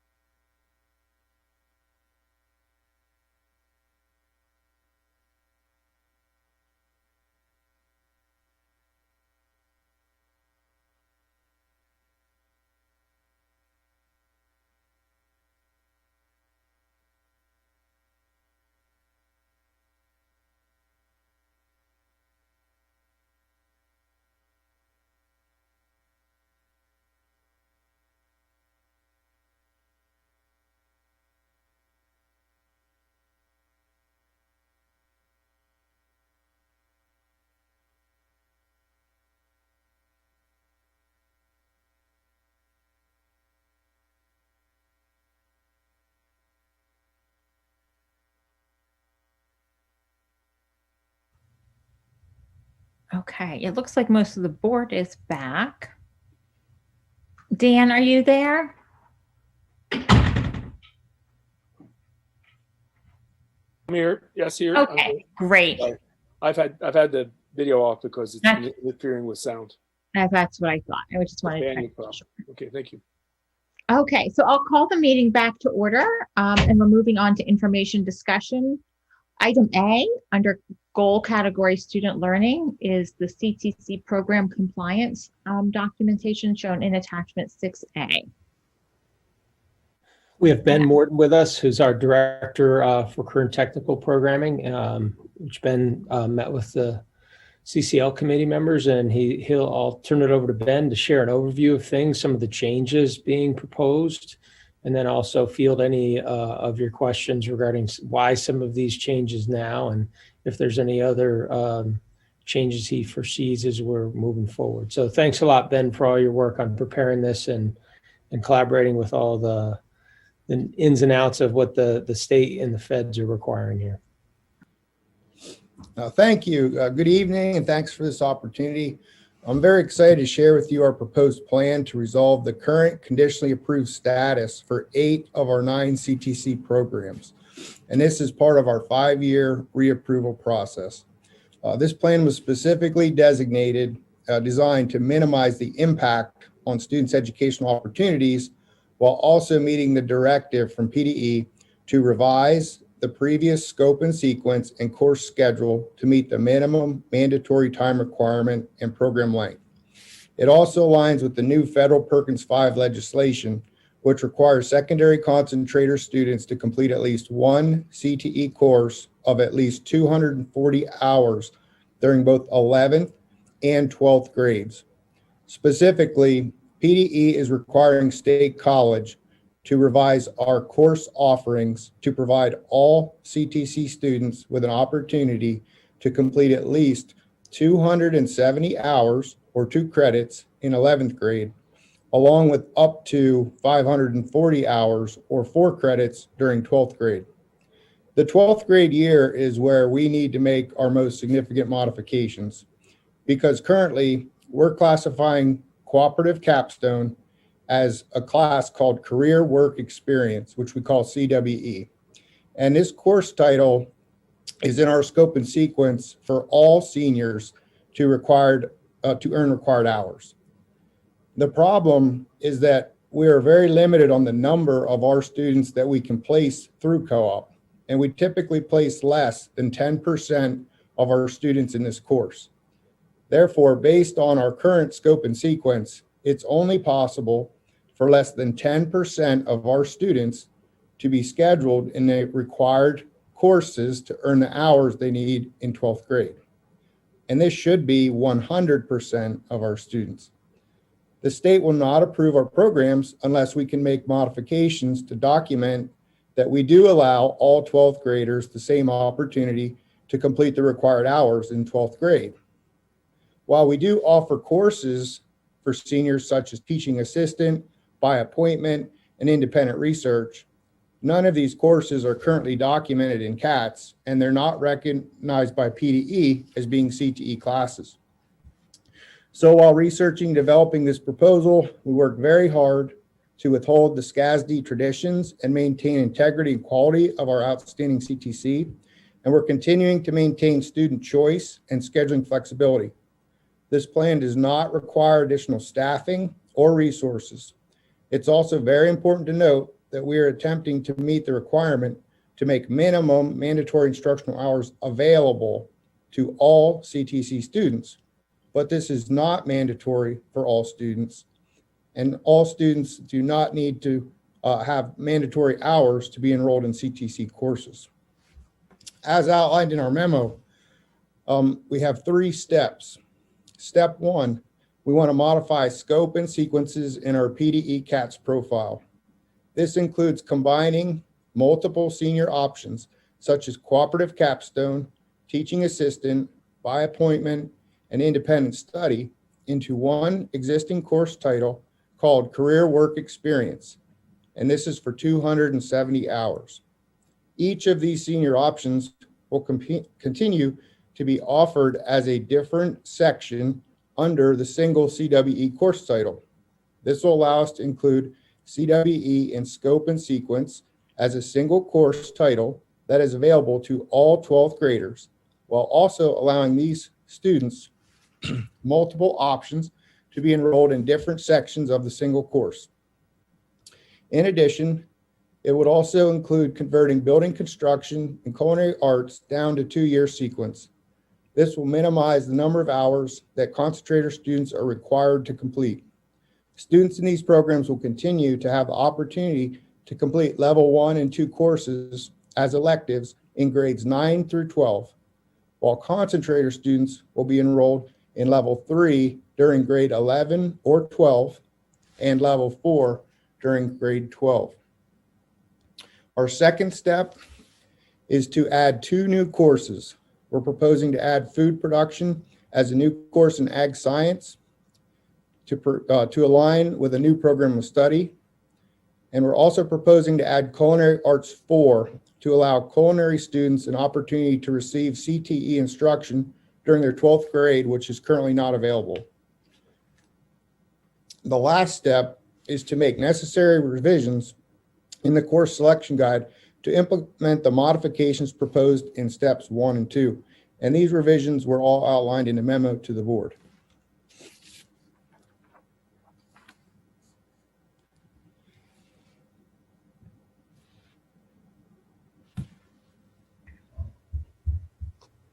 Okay.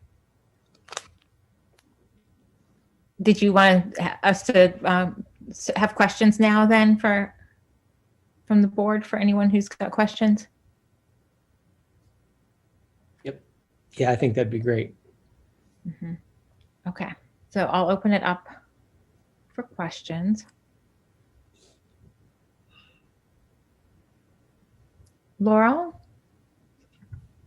Thanks, and thank you, Dr. Morden, for some of the additional information you provided to us. I appreciate it. Couple of questions I just wanted to check. So when courses are 1 semester, is that talking this year, which is an odd year, or are you talking about in the future? So how many, I guess, is it one of today's semesters, which means every day for half a year, or is it next year? You know what I'm asking, I hope. Yes, I do. And it's been confusing. And what I came up with, the best way to talk, apples to apples, is we go by credits. So half a credit is 45 days of school. 1 credit is 90 days of school. And 2 credits is 180 days of school. And that's 90 minutes per day. So they would need to earn 2 credits in 11th grade and then 4 credits in 12th grade. But again, not every student needs to earn that, but we need to make that available to them if they do want to take those courses. So then for seniors, it would be basically half their day, because it would be 4 out of the 8 credits that they can take maximum in a year. Correct.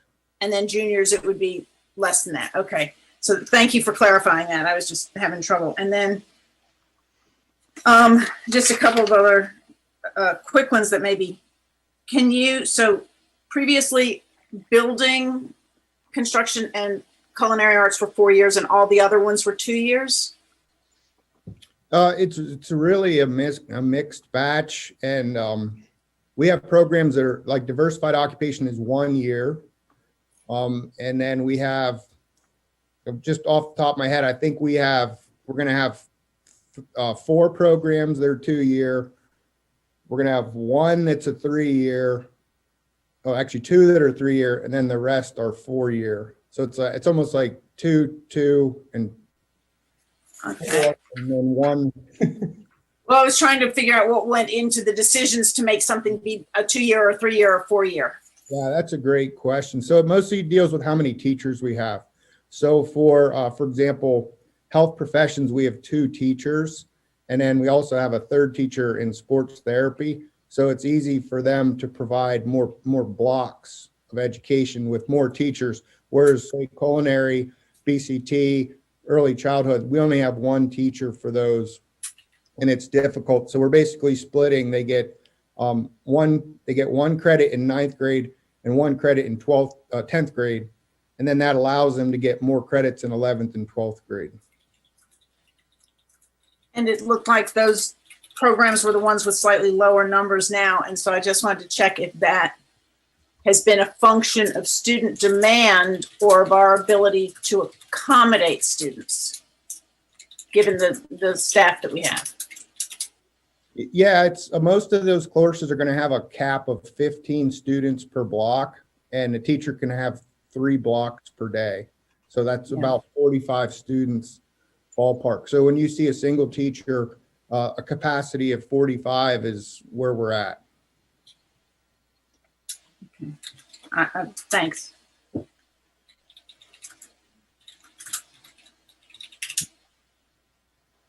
right. Laurel, thanks for those questions. I had some of the same. So, Jim? And thank you, Dr. Morton, for presenting. The issue about the limitations on enrollment is sometimes a safety issue and sometimes an equipment issue too, right? So that it's we're not artificially, well, we are artificially keeping these low, but we have to because of those type of requirements and supervision.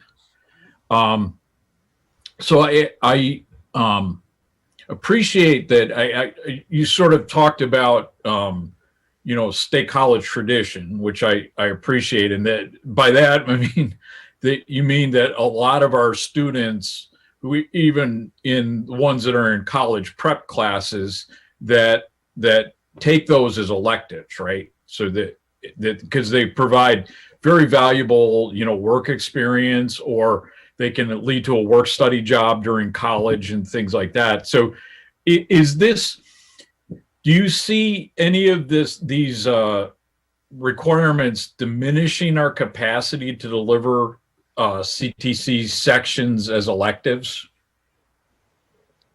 No, I don't.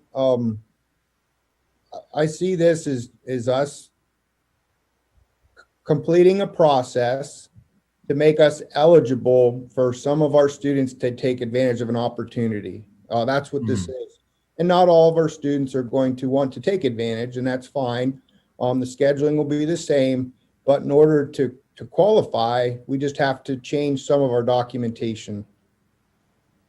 Okay, great. And then the requirements about when we talk about completers, or we talk about certifications that are available, the idea is that they can go right to work, or they may even qualify for some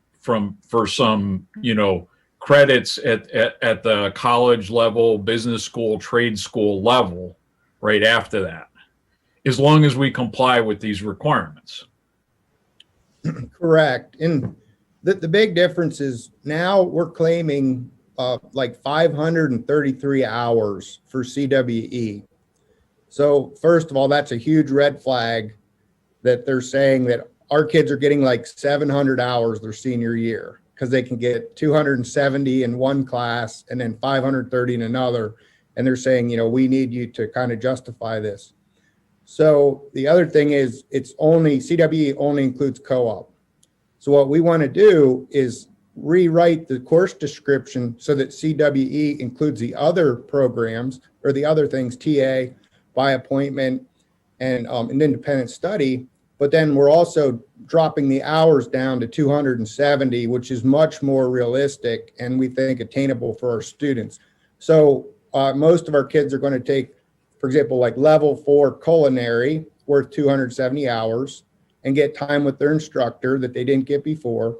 And then in addition to that, if they want to go out on co-op, or if they want to be a TA, or if they want to do an independent study, then they can get another 270 credits, and that goes in the CAT system. Great. Okay, thank you. Thank you very much. That's it for me.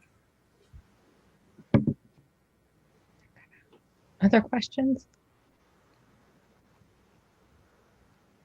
Yeah, so I guess I had a similar question to Jim in terms of, like how this would affect the ability of students to take these as electives. And it sounds like it doesn't, but what we're doing is making sure that the students who are doing these programs to become completers are fulfilling all of the requirements that PDE and or the federal government has for CTE programs then. Correct. Mhm. And just to be sure I completely understand like the difference between it seemed to me that there are a few categories of things here, like there's what we're required to offer and what are we required to require. And so for completers, are we required to require that full complement of hours that's in the larger program where they're taking the double block? So Or are we just required to offer it? Or in order to provide the completer certification, do we have to require they take? Does that question make sense? Yeah, it does. So on the front end, in the CAT system, we're getting approval to offer programs and the state's agreeing to a level of subsidy. So if we're a 1-year sequence, then we can only get 1 year subsidy. If we have a 4-year sequence, then if a student is in that for 9th, 10th, 11th, 12th, then we can claim 4 years of subsidy. So up front, we're negotiating what they will approve us to offer and what we can claim for subsidy. And that's, I think, what's really getting confused here is we're just trying to get our programs approved. We're not talking about individual students. On the back end, in July, when we run our PIMS report, all of our information from our student information system will get migrated into PIMS. And every student that's enrolled in a class that's been approved as CTC, then we get subsidy for each one of those students. So if a student's in a 4-year program, but they only take it during grades 10 and 11, then we'll only get subsidies for them in grades 10 and 11. And there's no thing to hold that student that they didn't complete the entire program or they did. Now, if it's a 4-year program and they complete more than 2 years, then they can qualify to complete and take the NOCTI. So I hope that helps explain it. So part of it is wanting to make sure that we get the maximum subsidy per student. And part of it is wanting to make sure the program is approved by PDE as a program. Is that right? Yeah, I think you're correct. They're again, on the front end, you're getting approval. On the back end, you're getting subsidy. So you can't get subsidy if you're not approved. Ah, okay. Laurel and then Dan. Thanks. So, but then and I understand the teacher piece, and I appreciate Jim bringing up the piece about the safety, so that makes a difference. But if we're moving a program from a 4-year to 2-year, we are basically saying that we will be, for that particular program, we're going to be getting a lower level of subsidy. Is that because it's moving to a 2-year? Well, what we need to understand is this year, we don't have any seniors in culinary. So while we are eligible for a 4th year, we're not getting any. And okay. That's the big difference is we have to actually do the numbers and do the math and see if we have more completers at a lower year sequence, we'll actually get more subsidies. Because also think about this, if we have a lot of kids in a 4-year program and they only complete 2 years, then we don't get the subsidies we do if it was a 2-year program and they would have all completed. So by being in a 4-year sequence, it actually makes it a lot harder for students to complete. Okay, and I did the culinary arts one. It looked like the change that was being suggested would move the currently 9th grader and 10th grader and 11th grader could each take a full year course. But then, as you said, there's no 12th grade. So what we've done is that culinary arts 1 and 2 are now both half year, basically, courses because they're the 1 credit. But a student might be able to still take the full year if they took both of those courses. Yeah, yep. And the other thing that I really like about it, they could also take another CTC program. So they could take half a year in culinary and half a year in health professions and help them figure out, what they want. And then as they advance, hopefully it helps them narrow their focus. So if they were locked into culinary all year long in 9th grade, then it doesn't give them opportunity to take another CTC class. Yeah, that makes a lot of sense. So it's really certainly in that program, it's broadening that opportunity. Great. Thanks. Laura, was there anything else? I'm still trying to understand, so I'll keep trying to understand. Dan, you had your hand up.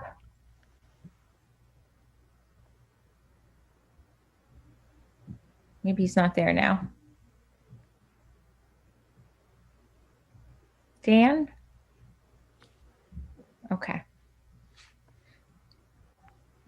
All right. Laurel, did you have any other questions, or Jim, or any other? I remembered the other question I had. Okay. So for students doing their senior year, where they're now required to do 540 hours, and that hadn't been the case before, what does that mean in terms of what other things they can take in the day? So a senior used to be able to perhaps only take, or when we use the term senior, could it be that they did it, say, in 10th and 11th grade as opposed to in 11th and 12th grade?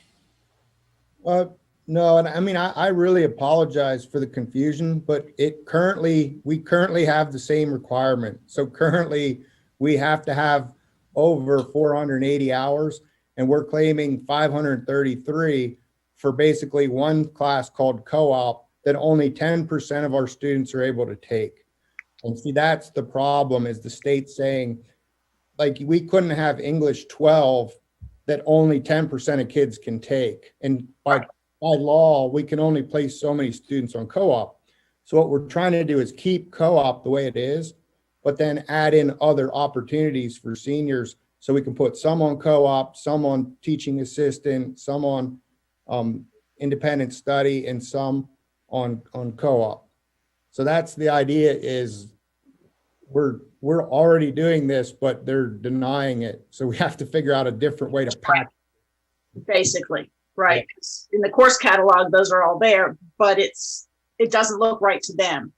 Right. And I'm talking with Julie Gossing. This is actually going to make it a lot easier, because we'll have CWE section 1, 2, 3, 4, and it's going to be a lot easier for her to schedule students than when she has to look at different lists for TA and by appointment and everything. Thanks. All right. Any other questions? Okay. So what is the next step for this, with this for the board then? I think we would, the course changes, technically, these are substantive changes. So I think board approval would be appropriate. The reason to bring these forward, they're not new curricular experience per se. So, we need to see these changes in the curriculum guide. We can wait for an action until January, but we really did need to bring these to you so that the changes in the guide could go out to students and parents before course selection process, because the guide, we start making edits here in December. And so, Ben, I think that's, where we are. Since these are significant restructuring in certain areas, I think board approval would make sense. Sounds good. Okay. So that'll come back when we do new course requests then. Okay, thank you. And thank you so much, Ben Morden. Appreciate having you here with us this evening. Thank you. I appreciate it. Have a great night. Thanks for all your work on this, Ben. Thank you. Okay, so the next item B, under the category fiscal stewardship, is budget development and looking at the accelerated opt-out resolution for this year's budget process. And this is shown in attachment 6B. So I will turn it over to Randy Brown for this item. I'll just jump in and just share a couple introductory points, and then have Randy and Donna take over everything from there. We're presenting the preliminary budget as part of our development that aligns with PD requirements. This preliminary budget does not include an increase in real estate taxes. This recommendation relates to the uncertain impact of the pandemic on our local economy. Everything we know is that it's not having a positive impact, that's for sure. Further decisions related to the budget will be dependent on the economic recovery. We do have some time over the next several months to work through this. As you know, the board authorized the commitment of fund balance to cover future impacts of the pandemic on our district revenues. The budget presented tonight assumes staffing and spending at the pre-COVID levels, which means the 1920 staffing levels for the budget, which would be for the 21-22 year. With that assumption, the funds set aside will begin being utilized in that next year's budget.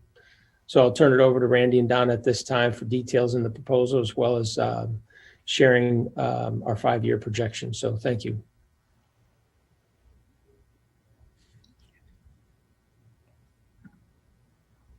Thanks, Randy.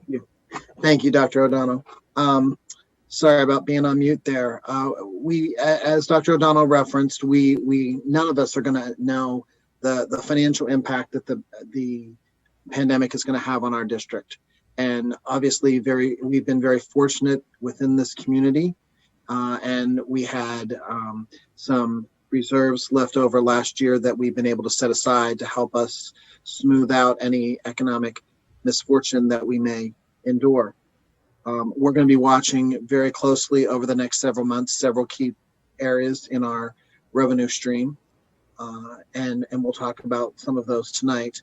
But I just wanted to make you aware that in our process this year, and then we just had a meeting with the Finance Committee last week, and I felt that was a very fruitful meeting, and we had a very good discussion. But we just want to share with the rest of the board that this year is obviously very important for all of us, and that we need to watch these impacts on our local economy, as well as there's a lot of uncertainty at the state and federal level as well, I'm sure. So we're going to need to be monitoring that impact, and as has been requested, and it was a very good idea, we're going to have the CAC for Finance meet to help us so that we can have touch points with members of our local economy. That first meeting with this new group, or rejoining this group, is this Wednesday at 4:00, and it's a Zoom meeting. So if anyone needs connections, please let us know. And we do have some new persons that will be joining us. Nabil, if you want to go ahead and display the agenda memo, starting on page 1, thank you. We're going to go through the preliminary budget for 21-22 and talk about some points there for you. At the committee meeting last week, we talked more about the updated projection for the current year 2020-2021, but we'll only speak of that in very high level terms tonight. But if you have any questions, don't hesitate to reach out. The Act 1 of 2006 does require that the board would approve a preliminary budget by the end of January this year, or that you could approve an opt-out resolution. For multiple reasons, we are recommending at this point that you would approve that opt-out resolution. That would limit your tax increase to no more than 3%. Due to the economic impact and concern over the COVID-19 pandemic, we believe that it's in the district's best interest and responsible to the taxpayers to approve the opt-out resolution, letting them know that number one, that the increase wouldn't be over 3%. Number two, letting them know that you wouldn't be taking any exceptions to the opt-out or to the Act 1 index.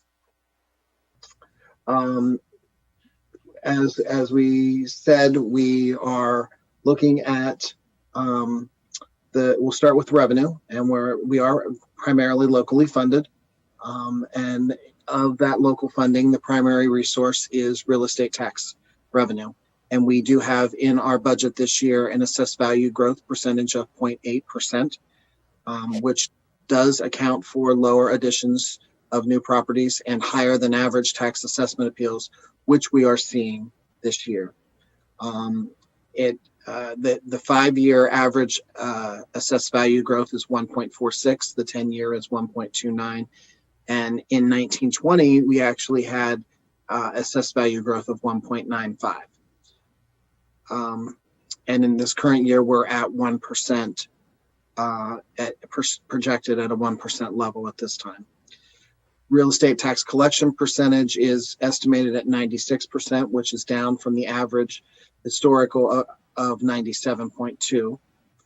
And earned income tax is expected to be flat, whereas the 5-year average is 3.02% and the 10-year average is 3.24.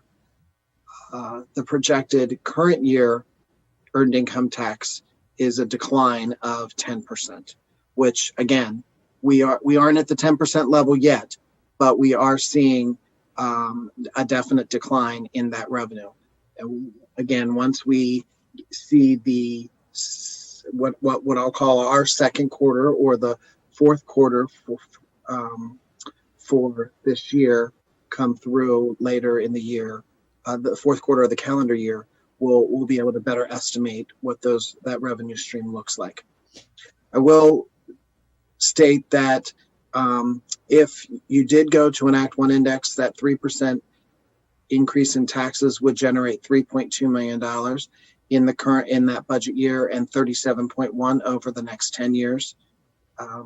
If you only did a 1% increase, which was the amount that we had included in our projections back in June, that would generate an additional 1.1 million in revenue and 12.3 over a 10-year period.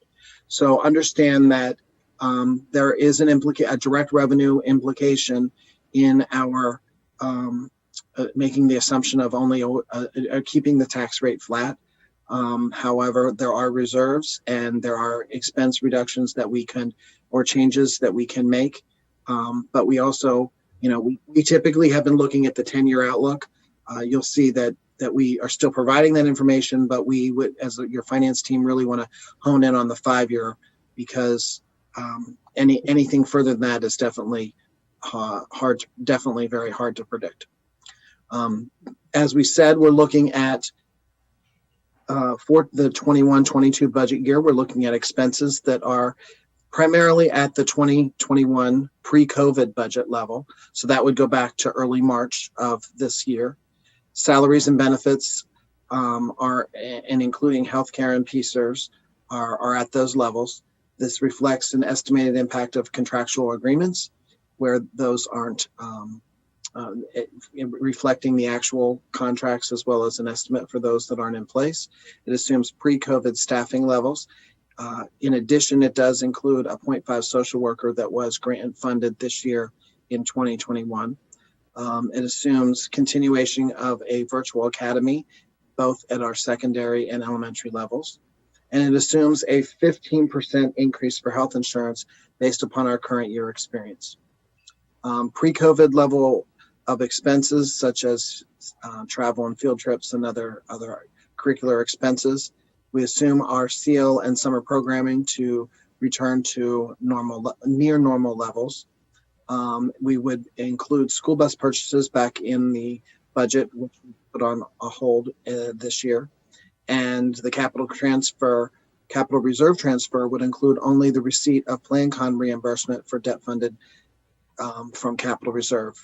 So there is not a budget for the capital reserve line, excluding these PlanCon reimbursements. Debt service obviously would be there. And there is an additional line for IT and networking costs that we expect to need to be incurring. It decreases, obviously, compared to the current year. There would be an elimination of COVID-related expenses. And we also see hope to see some lower utility costs, because they are actually elevated in this year's budget because of a lot of the HVAC filtration and running and inefficiencies from having the windows open at different times during the year. So I will stop there. Does anybody have any questions up to this point? Because that was a lot of information. However, a lot of it has been, was gone over in Finance Committee. Dan? Yeah, Randy, just quickly, that's a pretty substantial increase you're anticipating in healthcare costs compared to previous years. Yes, it is. Is that specific to the general impact of the pandemic on the healthcare system in general? Or what is the source of that, do you think? So we had our actuaries with us last week at Finance Committee, and they first explained what our experience has been looking like. And based upon our experience, we expect that if we continued on with our current carrier, that we would be needing to pay an increase of a minimum of 12% because that's the maximum rate that they could increase us. However, there's also an allotment allowed for a certain level of prescription drug costs that we or our pharmacy share that the carrier would be allowed to add on to that maximum rate of 12%. And that amount actually totals about 3% of our costs. So it would be a 15% cost increase if we kept the same plan and the same carrier. At this point, and again, that's highly related to our experience and our claims, which I thought was, several of us here in the district, our team felt was a little bit unusual because of the medical closures for a period of a couple months, and we weren't sure if all of those experiences would have been made up.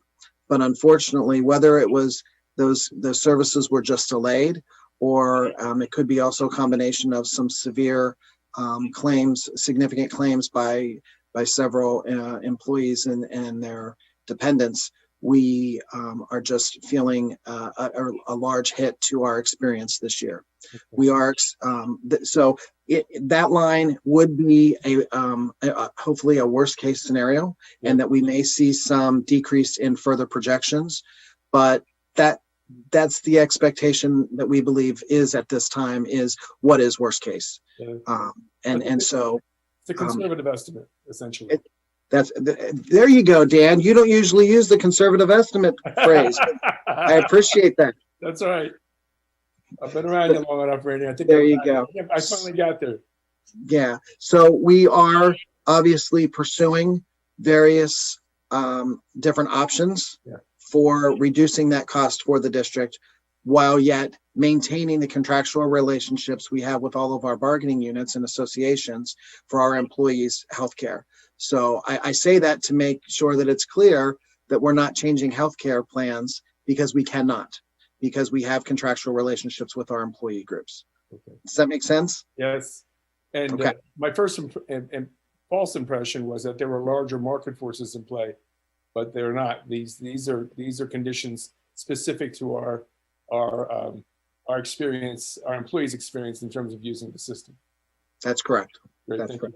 And obviously that can ebb and flow based upon obviously individuals that are on our plans and their use of the plan. And it's not, obviously there's no, it should be made clear that there's no nothing that anyone is doing inappropriate. It's what people are eligible for and the circumstances that cause them to use our healthcare program.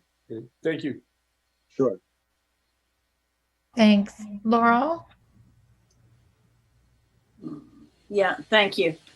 Could you just go over, Randy, what the schedule, because there are schedule implications if we adopt versus don't adopt the opt-out resolution? Sure. So if either decision, the opt-out or the preliminary budget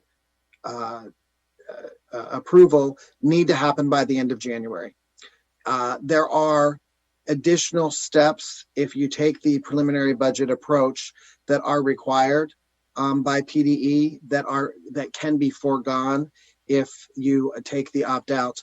And as I've said before, and I think that we've committed to in previous years, with rare exception, we will still follow that same process because we know that this budget is one of the, at least I think it's one of the most important things you do as a board each year.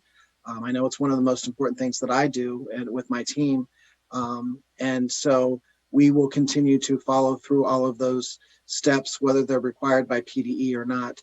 And in fact, we'll use every opportunity we can to make sure that you have an understanding of our budget and the decisions and implications that those decisions have on the district and also the taxpayers of the district.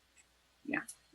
Thank you. Yeah, that was the commitment. We had discussed it, and I just wanted to make sure that people were aware of it, that they'd still be hearing from us on a more frequent schedule, even if we do adopt this. That for us, the main reason to adopt it is to reassure the public that we will not be going above the Act 1. Correct. And typically there's at least one board meeting a month where we discuss budget with you, and then there also will be the Finance Committee and then also the CAC for Finance. Thanks. So the next section of the memo, if you can go back to that for me, please, just summarizes the multi-year projection impact, and that it can be found in attachment B. We'll just stick here to the memo for now to show that the district's general fund balance is projected to be negative by year 4, and by year 5, it's to be negative by $16.2 million. And this projection is obviously based upon our conservatively low revenue estimates, and they are low, I will guarantee you, or I will admit to you, but I don't know how low they are because there is such great uncertainty. And in June, we knew that our projections were showing a negative about 3.7 million. And so we're in 25-26. So we're looking at about a $12 million decrease, and that's primarily related to the lost revenue due to no real estate tax increase in this additional year of 21-22, and then the return of staffing positions to the pre-COVID levels, which had not occurred at that time. And we believe that although there will be more fund balance used in this budget, if it would be your final budget, this would not be your final budget. Your preliminary budget does not need to look like your final budget. We have months to go to look at further costs and our expenses for refinements, as well as to understand what our revenues will look like and how they can be impacted. Nabil, if you can go back to the presentation, it should be begin on page 18.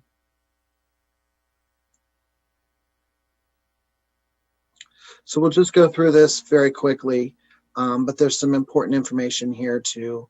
You can go ahead, please. We already went through this information, so you can go ahead to the next slide. And again, the Act 1 index for this coming year is 3%, and that's related to the rear-facing factors that influence that and the economic strong economy that we had previously. You can go ahead onto the next one. We are looking at a total revenue budget of $163.3 million. This is an increase over projected of 2021 of just shy of 4 million, and of that local revenue increase of 3.7. And I believe that we went through all of these items as well, so you can move on. Just showing you here the historical real estate tax rate of increase to the real estate tax, and also a comparison to the Act 1 index. Go ahead to the next one, please. And you can see our historical assessed value growth. The red line is the actual, and the dotted blue line is the budget. And again, we are projecting a budget of 0.8% And in large part, that reduction or that lower amount is based upon excessive amount of tax appeals. I've been with the district for 15 years and I've never seen this many tax appeals in any one year. And we've had some additional years of economic downturn while I've been here. You can move on, please, to the next slide. So this is just the average taxpayer real estate tax increase. And the red line is the average, which is just below $80 a year since 2002, 2003. You can move on. And then the earned income tax historical percentage. This is the actual change in earned income tax. And you can see that this current year, we are looking at a 10% fall. Right now, it is not trending at 10%, but it is trending at definitely a reduction in percentage of collections. You can move on to the next one. So in 21-22 budget, we're looking at 167.9. This is a $10 million increase over 2021 and a 9.8 increase over the budget of 2021. And we went through these descriptors, and we'll ensure that many of these will go through in greater detail throughout the coming months. Can move on to the next one, please. So the next steps, immediate next steps would be on January 11th, your January board meeting. We would ask for board approval of the opt-out resolution. We do have a finance committee meeting on January 13th. However, we are also looking at potentially having either an additional meeting or just rescheduling so it can be prior to the January 11th meeting, depending on the outcome of tonight's discussion, as well as any steps that we believe are necessary and any work that we believe would be necessary for that committee to take before the January 11th meeting. And I believe that's all that we have for now. There is lots of information in your packets. It's very difficult to go through a lot of that on the screen, but we can do that if necessary. Much of this is information that is provided to you on a normal basis. And we are just really grateful for the opportunity to work with you on this. And Donna, did you have anything that you wanted to add before we go on to questions? No, I don't believe so. Thanks. Thank you. Right. Board questions? Okay. All right. Thank you, Randy. It's clearly a really sobering overview of what we're going to be working on over the next few months. So. All right. So item C is in regard to the elected tax collector compensation. So Randy, would you like to introduce this item? Actually, I'm going to let Donna introduce this item, please. Donna, thanks. Sure. So school districts can increase or decrease the amount that they pay to elected tax collectors prior to February 15th in the year of a municipal election. So that's every 4 years, and so our next year is in 2021. So prior to February of 2021, the board can resolve to change the amount that we pay our elected tax collectors. Currently, we pay 95 cents per collected parcel. When we look at what our neighboring school districts are paying, they're paying in the range of $3 to $4 compared to our 95 cents. So, you can see in the memo, there's a chart there that shows those comparisons. So we're proposing an increase to $3 per parcel that is not part of an installment and $1 per installment. For total impact, this will be less than $15,000 for the district. So there's a resolution for your review attached, but with your approval, we'd like to move this forward for your approval at the January board meeting. again, this was discussed with Finance Committee, and it does have an increase of expenses of approximately $14,700. But we believe that this is something that is an appropriate step for us to take.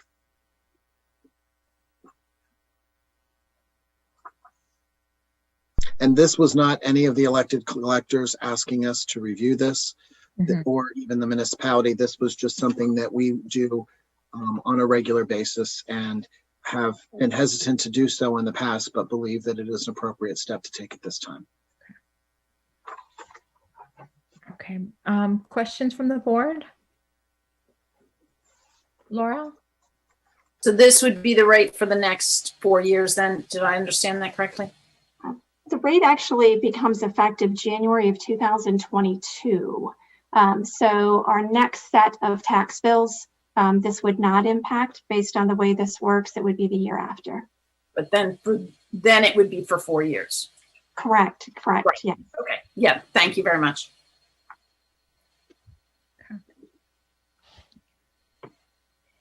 All right.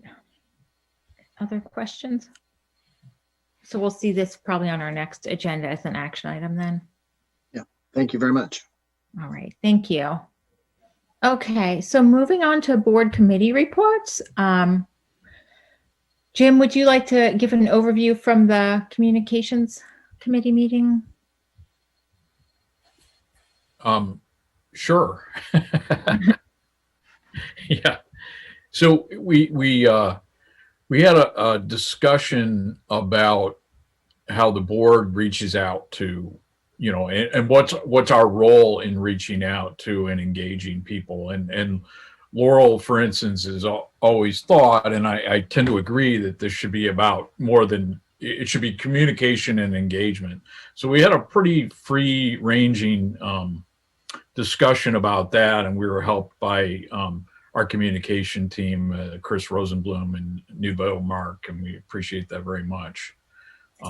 That's mostly what we had the discussion about. We did talk a little bit about some of the changes that have been made to communicating the COVID communications out, and where we put the communications from the superintendent or the principal that go to a single school. We put that on our webpage so people can look. We got a lot of feedback about that originally when we were only releasing that to the school that was impacted, saying that, hey, my kids hang out with their older siblings, or, I mean, very valid things. So I think that's been a step in the right direction. And that wasn't anything that, you know, the communication team came up with, the board communication team came up with. It was Dr. O'Donnell and the health and safety team working with our communicators. So that was the bulk of it. It was like I said, it was a pretty free-ranging discussion. So yeah, thanks, Jim. Anything that any other committee members would want to add? Amber, I can. Yes, Dan. Let me just since this is the time to catch people up. The last CCL meeting provided an opportunity to review the modifications and adjustments to the CTC program. So that material that was on the agenda this evening was previously reviewed by the CCL committee. Yes. Thank you.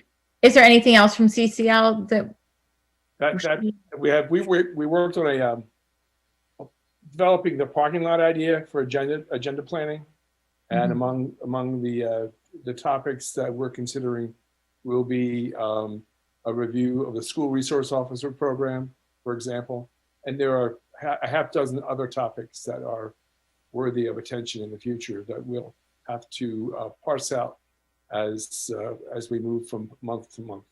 Okay. Thanks, Dan. Scott, the Finance and Audit Committee meeting? Yeah, so a big portion of our conversation related to the budget development and update.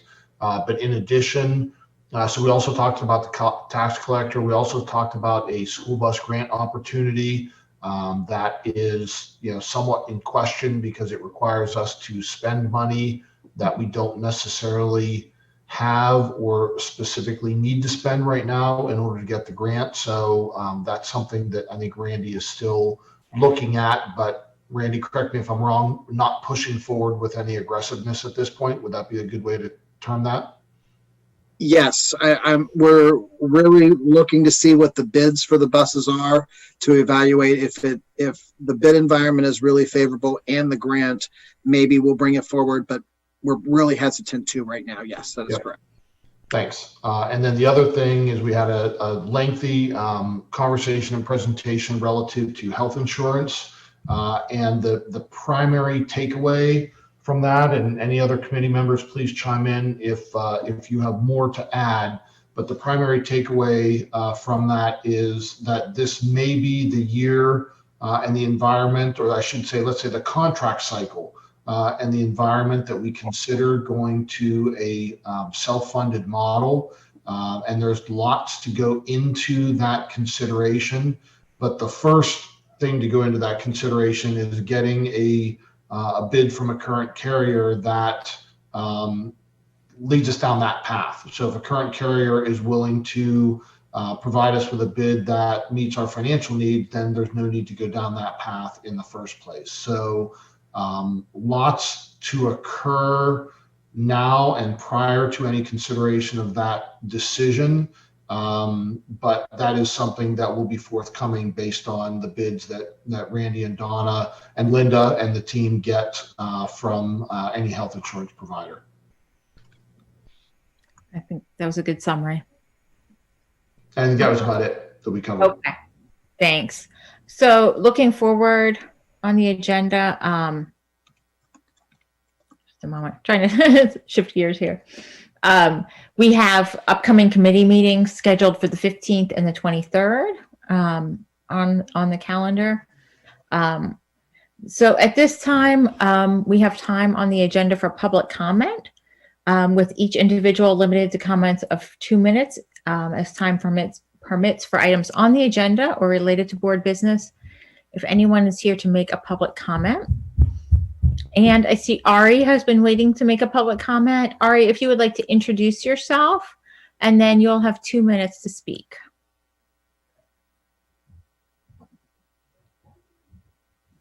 Hi, can you hear me? We can hear you. How are you doing? Okay. I'm doing okay. Thanks for asking. I have a public comment about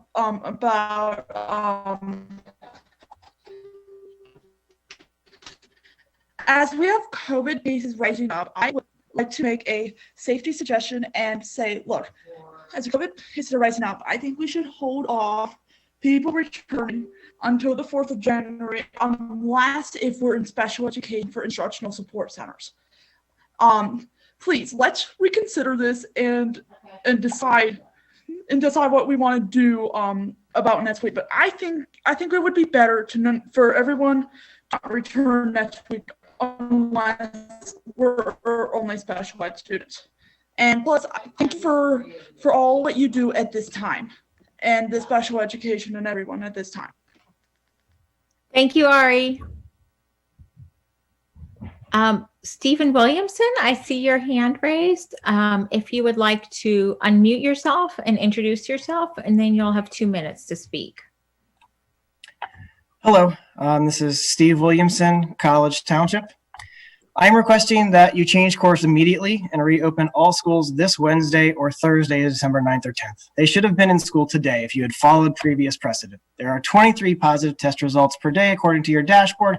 In September, we were back with more than 80. The district administration made the decision to cancel 2 weeks at once, 3 weeks ahead of time, with no evidence to support their decision.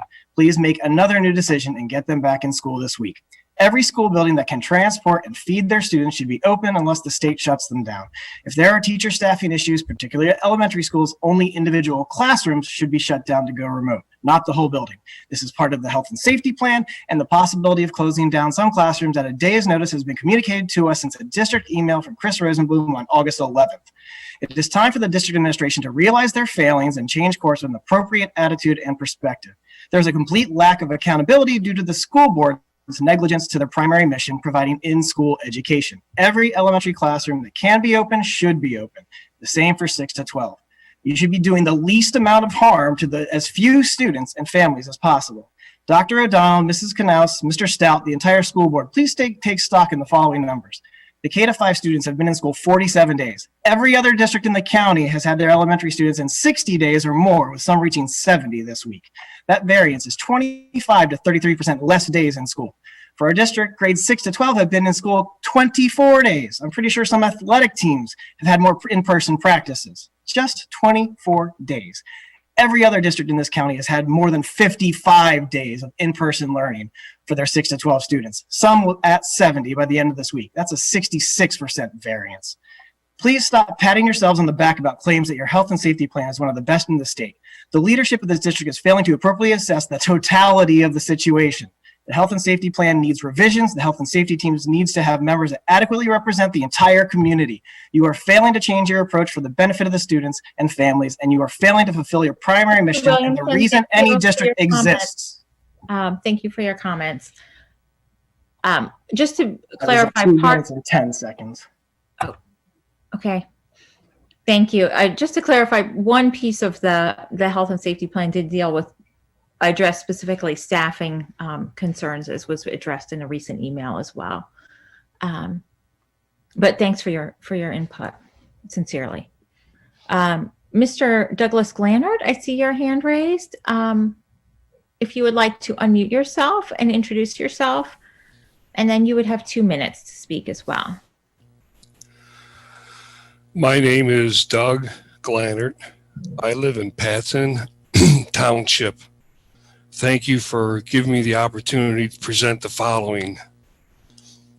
How are the members of the school board personally and collectively taking steps to realize the statements evident in the resolution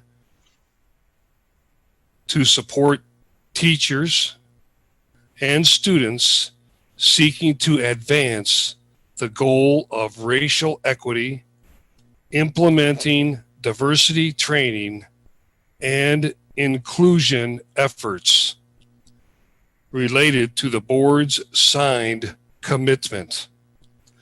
What tangible steps have you planned, or when will this meeting take place? Thank you. Thank you, Mr. Glannard. I do think we'll probably have an equity update in an upcoming meeting sometime early in the new year, at least in one of our committee meetings has been discussed. Okay. Any other public comments? Okay. All right. Then seeing none, we'll move on to future agenda planning. If anyone has any items for future agendas, please feel free to reach out. And with that, I would like a motion to adjourn to executive session. Yes, so moved. Okay, that's been moved and seconded. All in favor of adjourning? Aye. Aye. Anyone opposed? Okay, so we'll adjourn to executive session. And should we use the same link, Dr. O'Donnell? Yeah, I think there's a link that Lynn set up for In the calendar. in your calendar. Yep. Okay. Thanks. Thank you. Thanks, everybody.